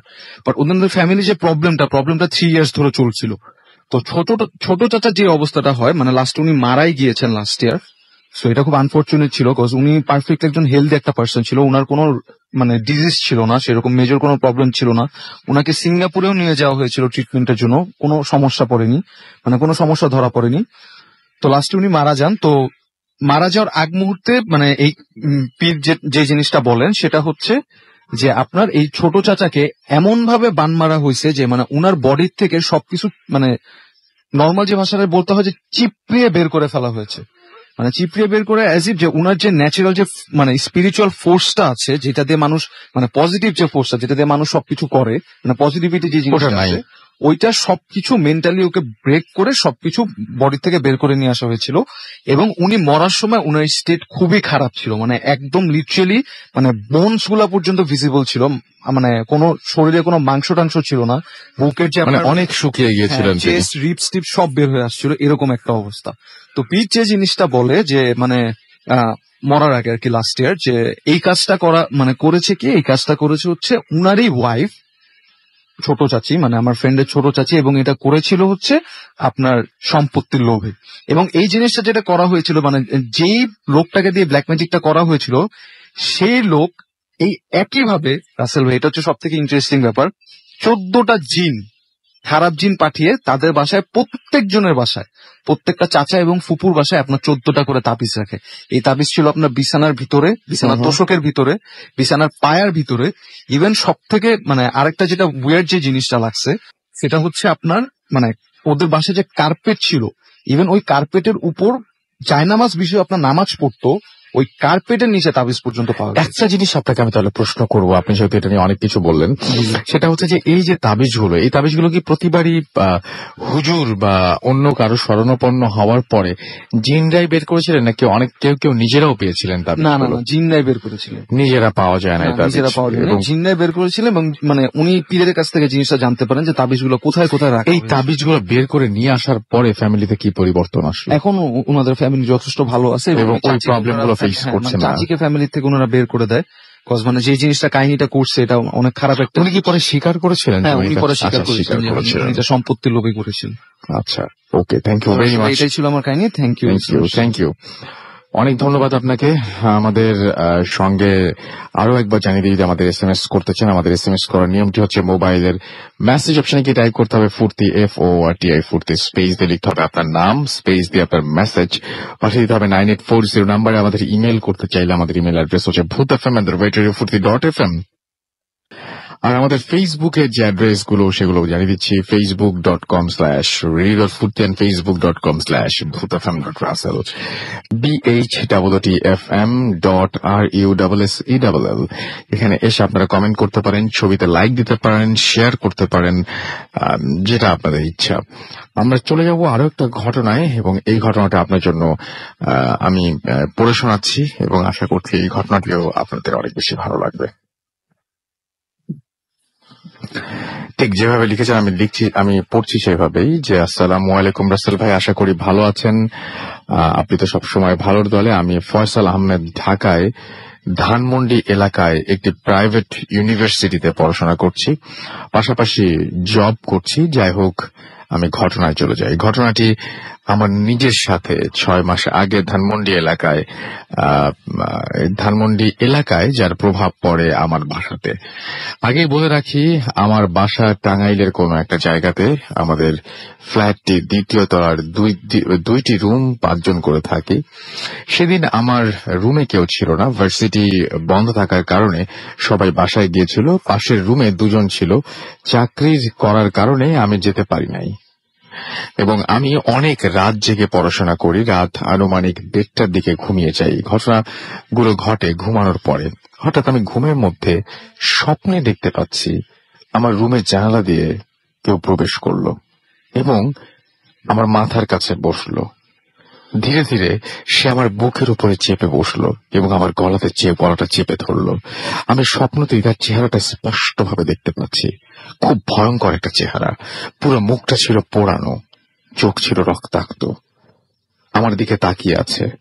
আমি স্বপ্নে যতটুকু পারি চিৎকার করার চেষ্টা করছি, হাত পা নাড়ানোর চেষ্টা করছি। কিছুক্ষণ পর আমি জেগে যাই এবং আমার মাথার কাছে একটা কালো অবয়ব স্পষ্ট জানালা দিয়ে বের হয়ে যেতে দেখি।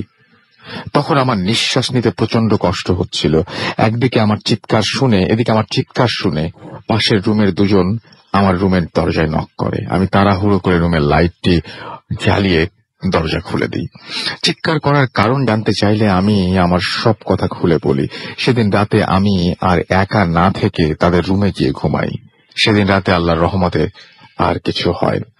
ঘটনাটি এখানে শেষ হতে পারত। পরের দিন সকাল থেকেই আমার প্রচন্ড জ্বর হয়। ব্যাপারটা স্বাভাবিকভাবে নিতাম, যেতে ভয় পেয়েছি, এ কারণে হয়তো জ্বর এসেছে। কিন্তু আমার রাতে গলার ঠিক যে জায়গায় ধরেছিল ঠিক সেই জায়গাটা পোড়া উঠতে থাকে। একদিনে তা অনেক বড় হয়ে যায় এবং 3 থেকে 4 দিনের মধ্যে অ্যান্টিবায়োটিক খাওয়ার পরেও কিছু হচ্ছিল না। এবং আচ্ছা, এটা ফোড়া হবে, ভুল লিখেছেন উনি। এবং ধীরে ধীরে সেটা বড় হতে থাকে। সবশেষে আমি বাসায় চলে যাই। বাসায় যাওয়ার পর আমার জ্বর এবং ফোড়াটা কিছুটা স্বাভাবিক পর্যায়ে চলে আসে। অনেকটা সুস্থতার দিকে আমি।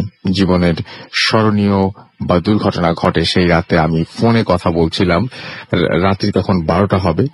আমার রুমের লাইট অফ ছিল, বারান্দায় একটি ডিম লাইট জ্বালানো ছিল এবং বারান্দার দরজাটা খোলা ছিল। সব মোটামুটি স্পষ্ট দেখা যাচ্ছিল।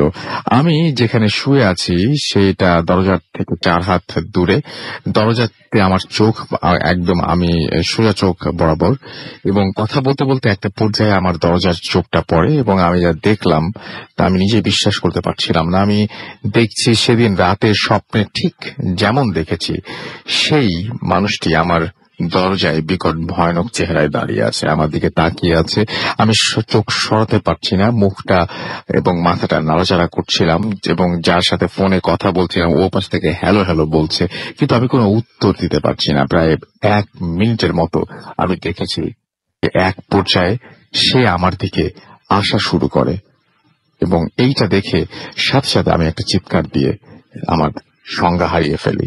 চিৎকারটা কেউ শুনতে পায়নি, শুধু ফোনে যার সাথে কথা বলছি সে ছাড়া সে বুঝতে পারে আমার কিছু একটা হয়েছে, কেননা এর আগের ঘটনাটা সে জানে। সে পাশের বাসার চাচাতো ভাইয়ের নাম্বারে ফোন দিয়ে বলে আমার কিছু হয়েছে, তাড়াতাড়ি এসে সবাই ডেকে তোলে আমাকে এবং আমার রুমে লক খুলে রুমে গিয়ে আমি দেখি যে সবাই দেখে যে আমি বারান্দায় পড়ে আছি। সবাই পানি নিয়ে আমাকে কিছুটা সুস্থ করে। পরের দিন মাদ্রাসায় হুজুর এনে সবকিছু তার কাছে, তিনি সবকিছু শোনেন এবং তার কথা অনুযায়ী আমি যে বাসায় থাকতাম তার নিচে গাড়ি রাখার জায়গায় ঠিক সেখানে একটা লাশবাহী গাড়ি থাকতো। সেটা আমরা নিয়মিতই দেখতাম। এতগুলো লোক থাকি কখনো ভয় পেতাম না। যেদিন রাত থেকে ঘটনা শুরু সেদিন থেকে ওই গাড়ি নিয়ে একটি ফাঁসির লাশ নেয়ার জন্য তোলা হয় ওই গাড়িতে এবং ড্রাইভার সহকারী না থাকায় সে আর একা যাওয়ার সাহস করেনি এবং কাউকে না বলে গাড়িটির ভেতরে এমন একটা লাশ রেখে দিয়েছিল যেটা আমার পিছু লেগেছিল। বর্তমানে হুজুরের পরামর্শ অনুযায়ী আমি এখন পুরোপুরি সুস্থ, সেই বাসায় আছি, কিন্তু কেউ না থাকলে আমি একা থাকি না।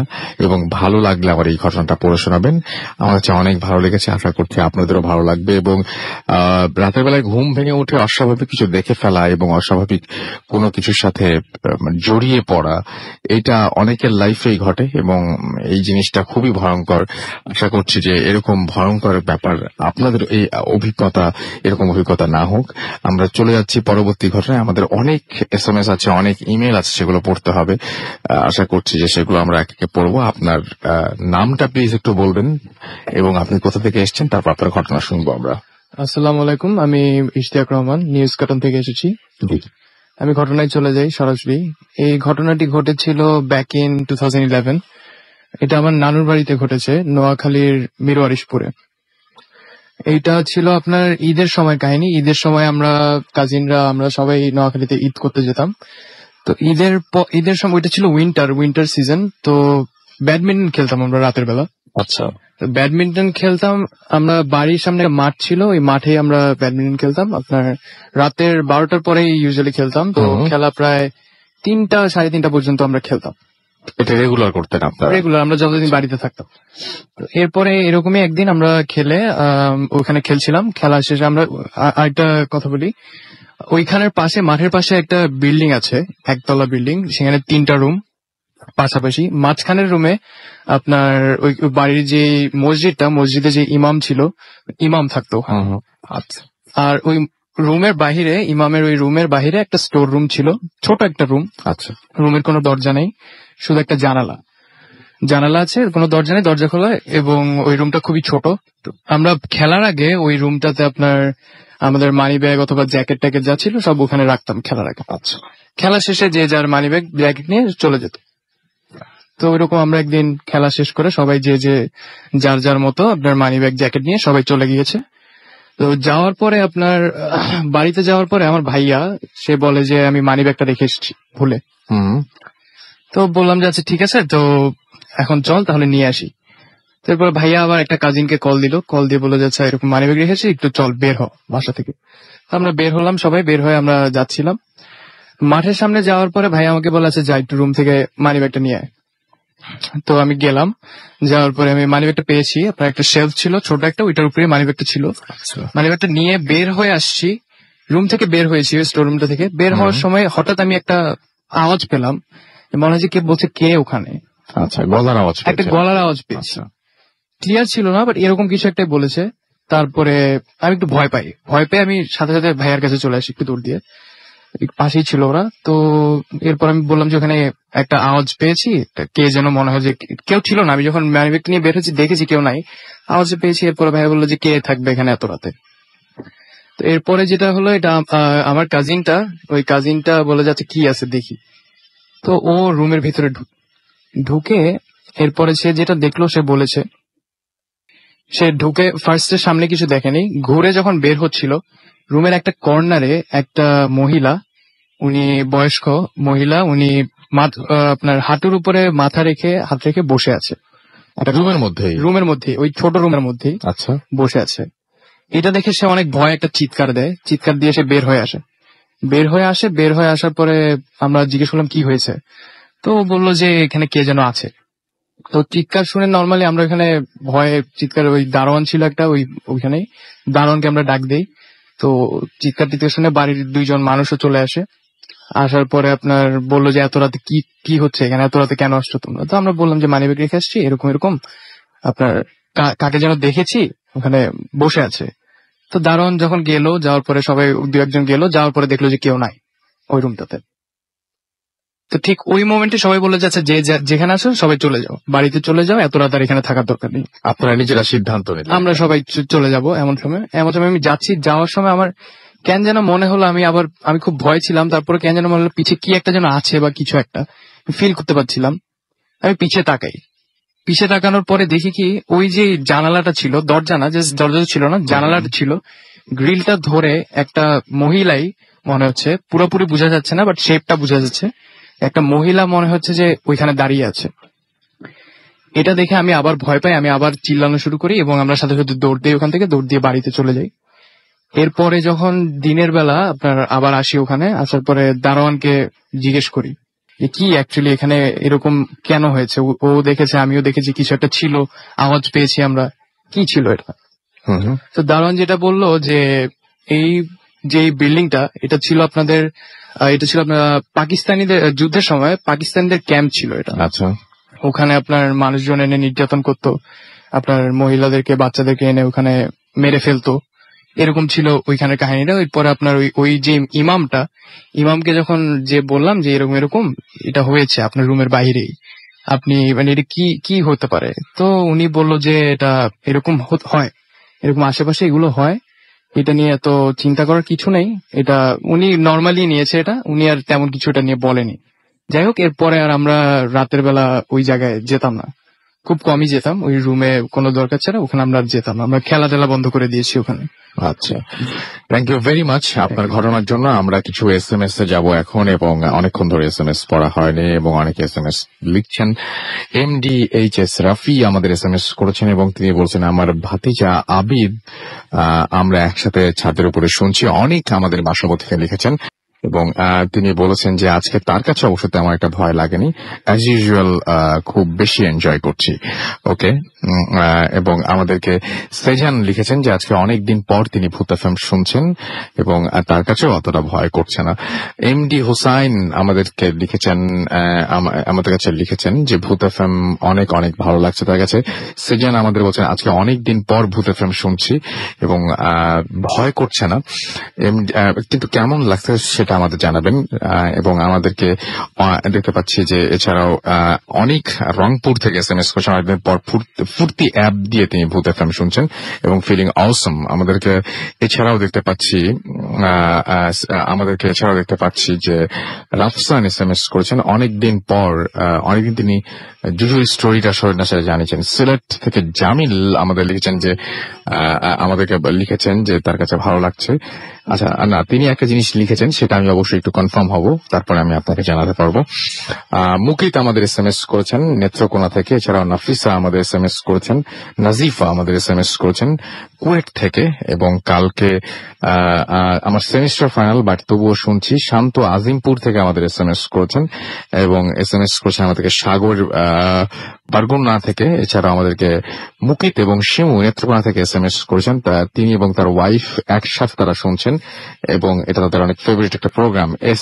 অ্যাডভোকেট মামুন আমাদের এসএমএস করেছেন খুলনা থেকে এবং আমাদেরকে বলেছেন যে কে বলেছে ভয় লাগে না, এবং আমাদেরকে তার কাছে ভয় লাগছে এটা বুঝতে পারছি আমরা। দীপু আমাদের এসএমএস করেছেন এবং তিনি বলেছেন তারপর অসহ্য গরমে ভূত এফএম শুনছি এবং কারেন্ট মানে ইলেকট্রিসিটি নাই তার কাছে ওখানে, এবং রাজশাহী ইউনিভার্সিটি থেকে তিনি লিখছেন। এছাড়াও আমাদের এখানে লিখছেন দেখতে পাচ্ছি পুঠিয়া থেকে সুমাইয়া, খুব ভালো লাগছে। এছাড়াও আমাদেরকে হিমেল পান্ডে গুলশান 2 থেকে লিখেছেন খুব ভয়ঙ্কর হচ্ছে। এছাড়াও আমি দেখতে পাচ্ছি যে আমাদের ফেসবুকেও এই মুহূর্তে অনেকে আছেন মাহির বিন হুসাইন পদ্মা নদীর মাঝে আমাদের সঙ্গে রয়েছেন এবং তিনি আমাদের সাথে রয়েছেন। দেখতে পাচ্ছি তামিম আহমেদ লিখেছেন আমাদের সাথে, শেখ সাদি এসএমএস করেছেন আমাদের এখানে দেখতে পাচ্ছি আমাদের এখানে মাহবুদুল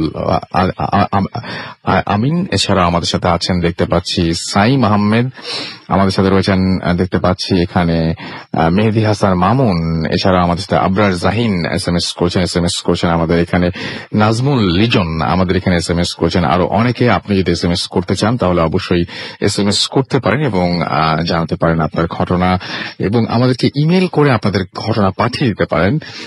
এবং সেই ইমেল অ্যাড্রেস হচ্ছে bhotfm@radiofuturti.fm which is bhwtfm@radiofuturti.fm। আপনার নাম, ঠিকানা এবং ফোন নাম্বার সহ আপনার জীবনে ঘটে যাওয়া সেটা ঘটনা লিখে পাঠিয়ে দিন আমাদের কাছে। ঘটনার শুরুতে অবশ্যই উল্লেখ করুন যে এই ঘটনাটি আপনি স্টুডিওতে এসে শেয়ার করতে চান বা আপনি চান আপনার ঘটনা আমরা পড়ে শোনাই। আর যারা আমাদের দেশের বাইরে থেকে লিখছেন তাদেরকে অবশ্যই আমি বলবো যে আপনারা সরাসরি ঘটনাটি এখানে এসে ঘটনাটা আপনি রেকর্ড করে তারপরে আমাদের কাছে পাঠিয়ে দিন।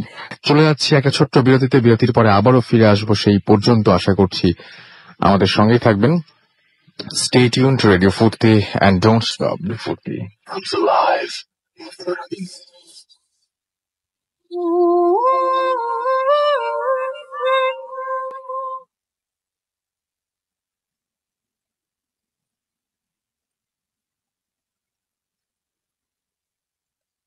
রাসেল ভাই, আসসালামু আলাইকুম। আমি কলকাতা থেকে তন্ময়। আশা করি আপনি ভালো আছেন। আমি আপনাদের প্রতিটা এপিসোডে ডাউনলোড করে শুনি, তবে এর আগে আমি ভূত জিনিসটা বিশ্বাস করতাম না, কারণ এর আগে আমি নিজের চোখে কখনো ভূত দেখিনি। তাই আগে আপনাদের ঘটনাগুলো আমার কাছে গল্প মনে হতো। তো যাই হোক রাসেল ভাই, রিসেন্ট আমার সাথে একটা ঘটনা ঘটেছে যেটা আমি আপনাদের সাথে শেয়ার করলাম, ভালো লাগলে সবাইকে শোনাবেন। আমি এবং আমার দুঃসম্পর্কের এক দিদি বনগাঁয় একটা বিয়ের অনুষ্ঠানে গেছিলাম। যেহেতু ওটা বনগাঁয় গেছিলাম সেহেতু আমাদের বাড়িতে ফিরতে হলে আমাদের ট্রেনে করে ফিরতে হতো, এবং বিয়ের বাড়ি থেকে আমাদের বেরোতে বেরোতে রাত 11টা বেজে গেছে, এবং আমরা 11টা 25 নাগাদ বনগাঁ প্ল্যাটফর্মে আসলাম। এসে দেখলাম 11টা 27-এ আমাদের ট্রেনটা অর্থাৎ শিয়ালদা লোকাল ওটা 4 নম্বর প্ল্যাটফর্ম থেকে ছাড়। যেহেতু আমাদের হাতে আর 2 মিনিট টাইম ছিল সেহেতু আমরা তাড়াতাড়ি করে ট্রেনটার সামনের বগিতে উঠলাম, কারণ আমাদের নেমে প্ল্যাটফর্মটা সামনের দিকে যেতে হলো। আমরা যেতে যেতে লক্ষ্য করলাম যে ট্রেনটার ভিতরে হাতে গোনা কয়েকটা যাত্রী, এবং আমরা সামনের যে বগিটাতে উঠেছিলাম সেটায় আমরা দুজন ব্যতীত অন্য কোনো যাত্রী ছিল না। যেহেতু যেহেতু কামরাটা ফাঁকা ছিল, সেহেতু আমরা আমাদের সুবিধা মতো একটা জায়গায় বসলাম এবং বসে একটা বিষয় নিয়ে দুজনে আলোচনা করতে শুরু করলাম। যাই হোক, কিছুক্ষণ পর আমরা দেখলাম যে আমাদের কামরাতে 3টি লোক বসে আছে, কিন্তু আমরা কারো মুখ দেখতে পাচ্ছিলাম না। তখন একটু অবাকই হলাম যে লোকগুলো কোথা থেকে আসে। তখন ভাবলাম যে হয়তোবা আমরা কথা বলতে বলতে এতটাই মত্ত ছিলাম যে একটা স্টেশন ছেড়ে গেছে। কিন্তু রাসেল ভাই, কিছুক্ষণ পর দেখলাম চাঁদপাড়া স্টেশন, অর্থাৎ বনগাঁ এবং চাঁদপাড়া এই দুটো স্টেশনের ভিতরে অন্য কোনো স্টেশন নেই। তখন মনে একটু ভীতু কাজ করলো যে এরা কারা, চোর কিংবা কোনো ডাকাত, এরকম একটা জিনিস মাথায় এসেছিল। কারণ আমি যেহেতু ভূত জিনিসটা বিশ্বাস করতাম না, সেহেতু ভূত কিনা এই জিনিসটা আমার মাথায় তখন আসেনি। আমি ব্যাপারটা বোঝার জন্য ওইখানে একটা লোকের কাছে গিয়ে জিজ্ঞেস করলাম যে ভাই আপনি কোথায় যাবেন। লোকটাকে ডাকার সাথে সাথে লোকটা আমার দিকে তাকালো এবং আমি আবার বললাম ভাই আপনি কোথায় যাবেন। লোকটা কোনো কথাই বললো না। আমি আবার জিজ্ঞেস করলাম ভাই আপনি কোথায় যাবেন। এরপরও লোকটা কথা না বলায় আমি ভাবলাম হয়তোবা পাগল হবে, সেইভাবে আমি আমার জায়গায় এসে বসলাম। কিছুক্ষণ পর যে লোকটা বসা ছিল ওই লোকটা উঠে দাঁড়িয়ে ট্রেনটার গেটের সামনে গিয়ে দাঁড়াল। যাই হোক, হঠাৎ করে আমার পাশে যে দিদিটা ছিল, দিদিটা লোকটার দিকে তাকিয়েই চিৎকার দিয়ে অজ্ঞান হয়ে পড়ল। আমি দিদিকে ধরে লোকটার দিকে তাকাতেই লোকটাকে আর দেখতে পেলাম না, এবং ওই লোকটার সাথে অন্য যে দুটো যাত্রী ছিল আমি তাদেরও দেখতে পেলাম। ব্যাপারটা আমার কাছে খুব অবাক লাগলো এবং আমি তাড়াতাড়ি বাড়িতে ফোন করে ওনাদেরকে দমদম স্টেশনে আসতে বললাম। যথারীতি ফ্যামিলির লোক আমাদের জন্য ওয়েট করছিল। এরপর দিদির জ্ঞান ফেরার পর আমি দিদিকে জিজ্ঞেস করলাম যে ওর কি এমন হয়েছিল বা কি দেখেছিল যার জন্য ও চিৎকার করে অজ্ঞান হয়ে গেল। তখন আমার প্রশ্নের উত্তরটা আমি যা পেলাম সেটা আমাকে সম্পূর্ণ অবাক করেছে রাসেল ভাই। সেটা হচ্ছে যে এইখানে যে যাত্রীটার সাথে আমি কথা বলেছি, অর্থাৎ যে যাত্রীটা দিদি দেখেছি, ওই যাত্রীটার দিকে আগে খুব পছন্দ করতো, ভালোবাসতো, এবং ওই ছেলেটা 6 মাস আগে বাইক অ্যাক্সিডেন্টে স্পট ডেথ হয়ে যায়। এবং আমাকে দিদি ওই ছেলেটার যে ডেড বডির যে কয়েকটা ছবি দেখিয়েছিল। আমি দেখলাম যে যে ছেলেটা ছবি দিদি আমাকে দেখালো ওই ছেলেটা, এবং যে ছেলেটার সাথে আমি সেদিন কথা বললাম যে ভাই আপনি কোথায় যাবেন, ওই ছেলেটা একই ছেলে ছিল রাতুল ভাই। আমি রাতুল ভাই এখনো বলছি, আমার গায়ে কাটা দিচ্ছে যে এই ঘটনাটা আমি কখন বলতে পারবো না, কারণ এটা আমার লাইফে ফার্স্ট ঘটা ঘটনা। আর আমি ভূত বিশ্বাস করতাম না, কিন্তু রাতুল ভাই ঘটনাটা ঘটার পর আমার কেন জানি মনে হচ্ছে যে ওই ছেলেটাকে মাঝে মাঝে ওই ছেলেটা আমার চোখের সামনে আসে, এরকম একটা ব্যাপার। জানি না, এটা হয়তো বা হ্যালোসিনেশনের জন্য হতে পারে রাতুল ভাই। এটা আমার লাইফের ফার্স্ট ঘটনা। যদি ভালো লাগে তাহলে সবাইকে শোনাবেন। ভালো থাকবেন। খোদা হাফেজ। Bhoot FM. Tonight comes alive with Ramin Thorns.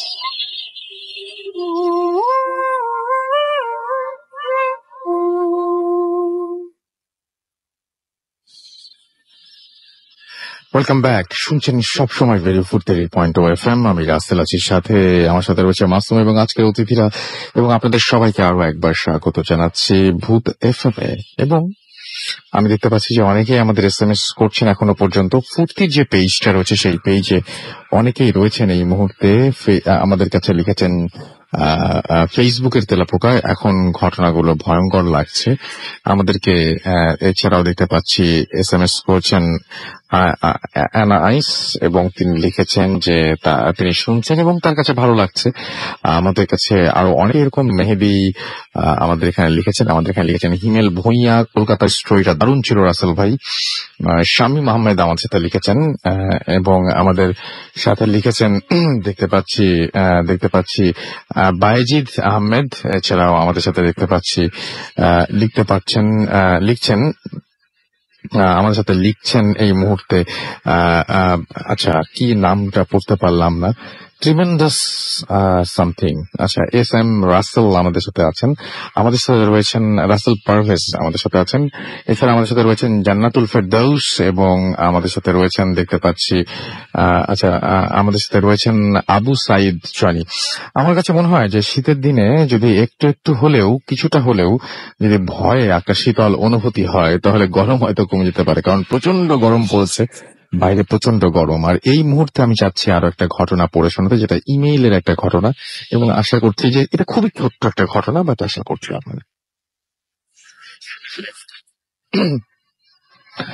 আচ্ছা, এটা যিনি লিখছেন তিনি লিখেছেন, হ্যালো রাসেল ভাই, জানি আপনারা সবাই ভালো আছেন, তাই বলবো না কেমন আছেন। আমি ফয়সাল ভূত এফএমের অনেক বড় ফ্যান, এবং আজ বলবো একটা ঘটনা, এবং এই ঘটনা আমার দাদা দাদির কাছ থেকে শোনা। ঘটনাটা 30-40 বছর আগের ঘটনাটা আমার দাদার চাচার সাথে ঘটে। এবং আমাদের গ্রামের বাড়ি ঢাকা জেলার নবাবগঞ্জ থানার কোনো একটি গ্রামে, এবং আমার চাচা পদ্মা নদীতে ইলিশ মাছ ধরতে যেতেন। বাড়ি থেকে নদী ছিল 10 কিলোমিটার, এবং খাল দিয়ে নৌকা নিয়ে তিনি মাছ ধরতে যেতেন। তারা সব সময় 2 জন যেতেন, অন্যজন ছিলেন আমাদের গ্রামের অন্য একজন। প্রতিদিনের মতো তারা 2 জন পদ্মা নদীতে গিয়ে মাছ ধরতে থাকলেন। এবং বলে রাখা ভালো যে তারা সবসময় রাতে মাছ ধরতেন, সারা রাত মাছ ধরার পর সকালে চলে আসতেন। সেদিন বৃষ্টি হবার জন্য তারা রাত 2টার পর মাছ আর না ধরে একটি খালের মুখে নৌকা বেঁধে ঘুমিয়েছিলেন। তাদের পাশে অন্য একটা নৌকার জেলেরা ছিল, এবং তারাও সবাই ঘুমিয়েছিল। আমার দাদার চাচা হঠাৎ ঘুম ভেঙে যায়, এবং ঘুম যখন ভাঙলো তখন তিনি দেখলেন যে তার পাশে সাদা কাফনের কাপড় পরা একটা লাশ শুয়ে আছে। ঘুম ভাঙলো এবং চোখ মেলে দেখলেন যে নৌকায় তিনি ঘুমাচ্ছিলেন, তার পাশে সাদা কাফনের কাপড় পরা একটা লাশ শুয়ে আছে, এবং তার চেহারা ছিল বীভৎস এবং ভয়ঙ্কর। তাই তিনি দেখে চিৎকার করে উঠলেন, এবং তার পাশে সমস্ত লোক যারা ছিলেন তাদেরকে ডেকে তুললেন, এবং তিনি উঠে দেখতে দেখতে সেই লাশটি একাই পানিতে নেমে যায়, এবং জাস্ট তারা সবাই দেখে যে লাশটা সাদা কাপড়ের মতো কিছু একটা পানিতে ডুবে যাচ্ছে। ঘটনাটা এখানে শেষ হতে পারত। তারা বাড়ি চলে আসে, এবং আমার দাদার চাচার শরীর আস্তে আস্তে নীল রং ধারণ করে থাকে। কবিরাজ নিয়ে আসা হয়, চিকিৎসা করা হয়, কিন্তু তিনি ভালো হন না। তারপর আমার দাদার চাচা 3 দিন পরে মারা যান, এবং এটাই ছিল ঘটনা। ভালো লাগলে পড়ে শোনাবেন। এই ঘটনাটা আমাদের কাছে খুব সাধারণ লাগতে পারে, কিন্তু যে পরিবারের সাথে ঘটেছে, চিন্তা করুন, একটা মানুষ হঠাৎ করে ধরতে গিয়েছিল মাছ, তারপরে একটা পর্যায়ে তারা নৌকায় ঘুমিয়ে যায়, রাতের বেলায় হঠাৎ করে দেখে ফেলে একটা কাফনে মোড়া লাশ তার পাশে শুয়ে আছে, এবং যখন সবাইকে ডেকে তোলে তখন লাশটা আস্তে আস্তে নদীতে ডুবে যায়। এবং যখন বাসায় ফিরে আসে, সুস্থ মানুষ মাছ ধরতে গিয়েছিল, তার শরীর আস্তে আস্তে নীল রং ধারণ করতে থাকে। নীল রং ধারণ করলে একটা মানুষকে কেমন লাগবে আসলে দেখতে। এবং কিছুদিন পরে তিনি মারা যান, এবং তাকে বাঁচানো পসিবল হয় না। মাত্র 3 দিন পরে তিনি মারা যান। তো ব্যাপারটা এরকমই। আমার কাছে সবসময় মনে হয় যে এই পৃথিবীটা হচ্ছে জীবিত মানুষদের জন্য, এবং এই পৃথিবী থেকে যারা চলে যান তাদের কথা বা তাদের কথা চিন্তা করে আমরা যতটা না দুঃখ প্রকাশ করি, এই পৃথিবীতে যারা বেঁচে থাকেন তাদের পরিণাম কি হবে সেটা চিন্তা করে আমরা বেশি দুঃখিত হই। ব্যাপারটা এরকমই। কিন্তু আমার কাছে খুব অদ্ভুত লেগেছে একটা সুস্থ মানুষ কিভাবে হঠাৎ করে চলে যান। যাই হোক, আমরা চলে যাবো একটা ছোট্ট বিরতিতে, এবং বিরতির পরে আমরা শেষ ঘটনা নিয়ে আবারও ফিরে আসবো। সেই পর্যন্ত আশা করছি আমাদের সঙ্গেই থাকবেন। স্টে টিউনড টু রেডিও ফুর্তি এন্ড ডোন্ট স্টপ দ্য ফুর্তি।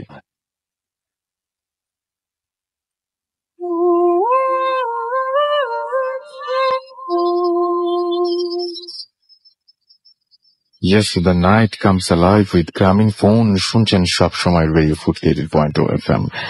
আর চলে যাচ্ছি একটা আমাদের আজকের শেষ ঘটনায়, এবং এই ঘটনাটি আমাদের নতুন একজন অতিথি তিনি শেয়ার করবেন আপনাদের সাথে। আপনার নামটা প্লিজ একটু বলবেন, এবং আপনি জানাবেন আপনি কোথা থেকে এসেছেন। হ্যালো লিসেনার্স, আসসালামু আলাইকুম। আমি মুস্তাফিজুর রহমান, আমি আসছি শেরপুর জেলা থেকে। আমার শুনি আপনার ঘটনা। হ্যাঁ, রাসেল ভাই, আমি যে ঘটনাটা শেয়ার করতে চাচ্ছি সেটার জায়গাটার বর্ণনাটা একটু আমি দিয়ে নিই। জায়গাটা হচ্ছে আমাদের বাসা থেকে, মানে গ্রামের বাড়ি থেকে মাত্র 500 থেকে 400 গজ দূরেই ঘটনাটা ঘটে। বিভিন্ন ধরনের জায়গাটা এমন যে দিনের বেলা দেখলে সাধারণত এখানে ভূত টাইপের যে ঘটনা ঘটবে, মানে ভয় পাবে এই টাইপের না, কিন্তু সন্ধ্যার পর সেখানে এমন একটা আবহাওয়া তৈরি হয় যেটা মানে যেটা একজন নর্মাল গ্রামের মানুষ ওই জায়গাটাতে গেলেই বুঝতে পারবে যে আসলে সামথিং রং, এখানে কিছু হালকা অন্য টাইপের কিছু আছে আবহাওয়া। আচ্ছা, যা হোক, ওখানে আমি একটু বর্ণনা দিই। প্রথম দিকে মানে আমার কাকার কাছে শোনা, মামুন কাকার কাছে, তিনি আমাকে বলে যে 1988 সালের সময় সেখানে মূল রাস্তা ছিল, যেখানে বর্তমানে গর্তটা হয়, একটা গর্ত তৈরি হয়। মূল রাস্তায় ওখানে দুটো কালভার্ট ছিল, সেখানে মানে আমাদের এলাকার ছেলেমেয়েরা খেলাধুলা করতো, মানে ইয়ের সময় পুকুরে গোসল করতো সেখানে আশেপাশে। যা হোক, ওই জায়গাতে যখন প্রতিদিনের মতো গোসল করতেছিল কালভার্টের নিচে কিছু বাচ্চা, সেখান থেকে 2টা বাচ্চাকে হঠাৎ করে মানে নাই হয়ে যায়, মানে পানির নিচে চলে যায়, তাদেরকে পাওয়া যাচ্ছিল না। কিন্তু 3-4 মিনিট পর দেখে যে তারা এক পাশ থেকে অন্য এক পাশে দূরে তাদেরকে ভাসিয়ে দেওয়া হয়। তারপর সেদিন রাত্রি সেই কালভার্ট সহ রাস্তাটা ভেঙে যায়, মূল রাস্তাটা ভেঙে রাস্তার মাঝ পথে একটা বিশাল গর্ত হয়ে যায়। রাস্তাটা এলাকার আমাদের মূল মানে প্রধান সড়ক হওয়ায় রাস্তাটা গর্ত হওয়ার পরও সাইড দিয়ে, মানে রাস্তার ওই গর্তের সাইড দিয়ে মেইন রাস্তা ধরে মানুষ চলাচল করে। ওইখানে গর্ত হওয়ার পরে বিভিন্ন মরা ঘোড়া প্লাস কিছুদিন আগে আসলে একটু বলে রাখি যে এখানে একটা অপূর্ণ বাচ্চা পাওয়া যায়। অপূর্ণ বাচ্চা বলতে চাচ্ছি যে মানুষের বয়স হওয়ার আগে যে বাচ্চাগুলা হয় মহিলাদের, ওই এরকম একটা বাচ্চা, এটা আমিও দেখে আসছিলাম। যাই হোক, এই বাচ্চাটা ওইখানে পাওয়া যায়। এরপর থেকে প্রায় সন্ধ্যায় সেখানে মানুষ বিভিন্ন মুরগির বাচ্চা, এমনকি এই 7-8 আপনি আমাকে যে ঘটনাটা শুনেছিলেন সেই ঘটনাটা প্লিজ চলে আসি, সেই ঘটনায় বলেন। যাই হোক, লাস্ট আমি যেটা বলতে চাচ্ছি, আমাদের এলাকার আমার দাদা লাগে সম্পর্কে যার সাথে ঘটনাটা ঘটে, তার নাম হচ্ছে ইমাম খলিফা। তার বাড়ি আমাদের বাড়ির পাশেই। তিনি পেশায় একজন খলিফা, দর্জির কাজ করেন। তার 2টা ছেলে আছে, 4টা ছেলে, 2টা ছেলে আমাদের এলাকার মুন্সিচর গ্রামের বাজারে একটা দোকান আছে তাদের, সেখানে তাদের দর্জির দোকান আছে। সেখানে তার ছেলেদের দোকানে সে বিকাল বেলা করে প্রতিদিনই বসতো, যাইতো। তারপর প্রতিদিন বসতো, চা নাস্তা করার পর রাত্রে বাজার করার সময় বাজার থেকে ফিরতো সন্ধ্যায় প্রতিদিন। যা হোক, একদিন সে বাজার থেকে মাছের সাথে অন্যান্য জিনিসপত্র কিনে সন্ধ্যায় একাই ফিরতেছিল। তার ছেলেরা বললো যে তুমি চলে যাও, আমাদের দোকান বন্ধ করে আসতে লেট হবে। এটা লাস্ট নভেম্বর, মানে 2015 নভেম্বর, 26 নভেম্বরের ঘটনা। তারপর বলতেছে ঠিক আছে তাহলে আমি চলে যাই, তোরা বাজার দোকান শেষ করে চলে আসিস। তারপর সে আস্তে আস্তে আসলো। তার কাছে লাইট থাকতে বলতে ডিয়াস লাইট যে লাইটটা থাকে, যেটা হালকা আলো, সেই আলো মানে মোটামুটি রাস্তাটা যার সব বোঝা যাচ্ছে এরকম আলোতে সে আসতেছে। মোটামুটি বয়স কিন্তু তার বলে রাখি যে 60+ বয়স।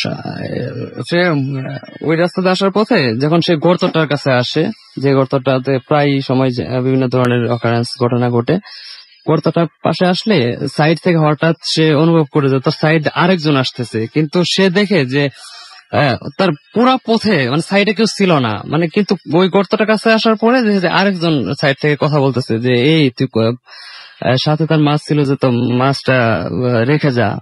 সে ভাবলো যে এখানে তো এরকম অহরহ ঘটনা ঘটে, আমাদের পাশেই তাদের বাড়ি করতে, আর কি এতটা ভয় পেল না। সে ভাবলো ঠিক আছে, এটা কিছু না। সে যখন গর্তটা ক্রস করবে, মূল রাস্তায় উঠে যাবে, তখন বললো যে তুই দিয়ে গেলি না খাবারটা, তো তোর ওই সেই মাছটা, ইলিশ মাছটা আমার খুব ভালো লাগতেছিল, তুই দিয়ে যা পারলে। তখন সে মাছটা না দিয়ে বাসায় চলে যায়, এমনকি রান্না করে সে যখন খেতে যায় তখন মাছের মাথাটা তাকে দেওয়া হয়েছিল। দেখে যে মাছের মাথাটা তার কাছে অন্যদের মতো তিতা তিতা, মানে টেস্ট লাগতেছিল না। তখন তার ওয়াইফকে বলে যে কি রান্না করছো আজকে, মাছ তো আজকে কোনো স্বাদই হয় নাই, এই টাইপের কেউ রান্না করে নাকি। পরে তা ভাবলো যে আজকে মনে হয় ঠিক মতো লবণ কিংবা রান্না হয় নাই, আচ্ছা ঠিক আছে আজকে খাওয়া দরকার নাই, আজকে অন্য তরকারি দিয়ে খেয়ে ফেলো, আমি তোমাকে কাল রান্না করে দিব ভালো করে। সেদিন আর না মাছটা সে খায় না, কিন্তু পরদিন রাতে যখন তাকে আবার রান্না করে মাছটা দেয়া হয়, ঠিক সেদিন রাতে খাবার পর সে এশার নামাজ পড়তে যায়। এশার নামাজ আমিও ছিলাম সেদিন, এশার নামাজ পড়ে আমরা একসাথে পড়ি। আর এশার নামাজ পড়ে সে যখন বাসায় আসে, তার নাকি তার কোর থেকে শরীর খারাপ, মানে শরীর অস্বস্তিকর একটা অবস্থা। সে কোন রকমের ঘরের ভিতরে থাকতে পারতেছিল না, বাইরেও থাকতে পারতেছিল না, মানে পায়চারি করতেছিল ঘরের মধ্যে। তার ওয়াইফ তখন জিজ্ঞেস করলে তখন মূল ঘটনা সে খুলে বলে যে আসলে গত রাত্রে আমি বাজার থেকে আসার পরে এই সাইডে আমার এই ঝামেলাটা হয়েছিল। তখন তার বউ বকাঝকা করে যে তখন বললে তো এটা হতো না, আমি এটা ফেলে দিতাম, দরকার ছিল না এই ধরনের কিছু খাওয়ার। যা হোক, তার ছেলেরা অনেক বকাঝকা করে অনেক ভাবলো যে সকালে কবিরাজ দেখাবো, শরীর খারাপ। কিন্তু রাসেল ভাই সেদিন রাতেই সবাই শুয়ে পড়লে আনুমানিক মানে রাত শেষ রাতের দিকে কিন্তু ফজরের আজান পড়ে নেয় তখনও। সেই সময়টাতে তার ওয়াইফ বুঝতে পারে যে তার হাজবেন্ড পাশে নেই।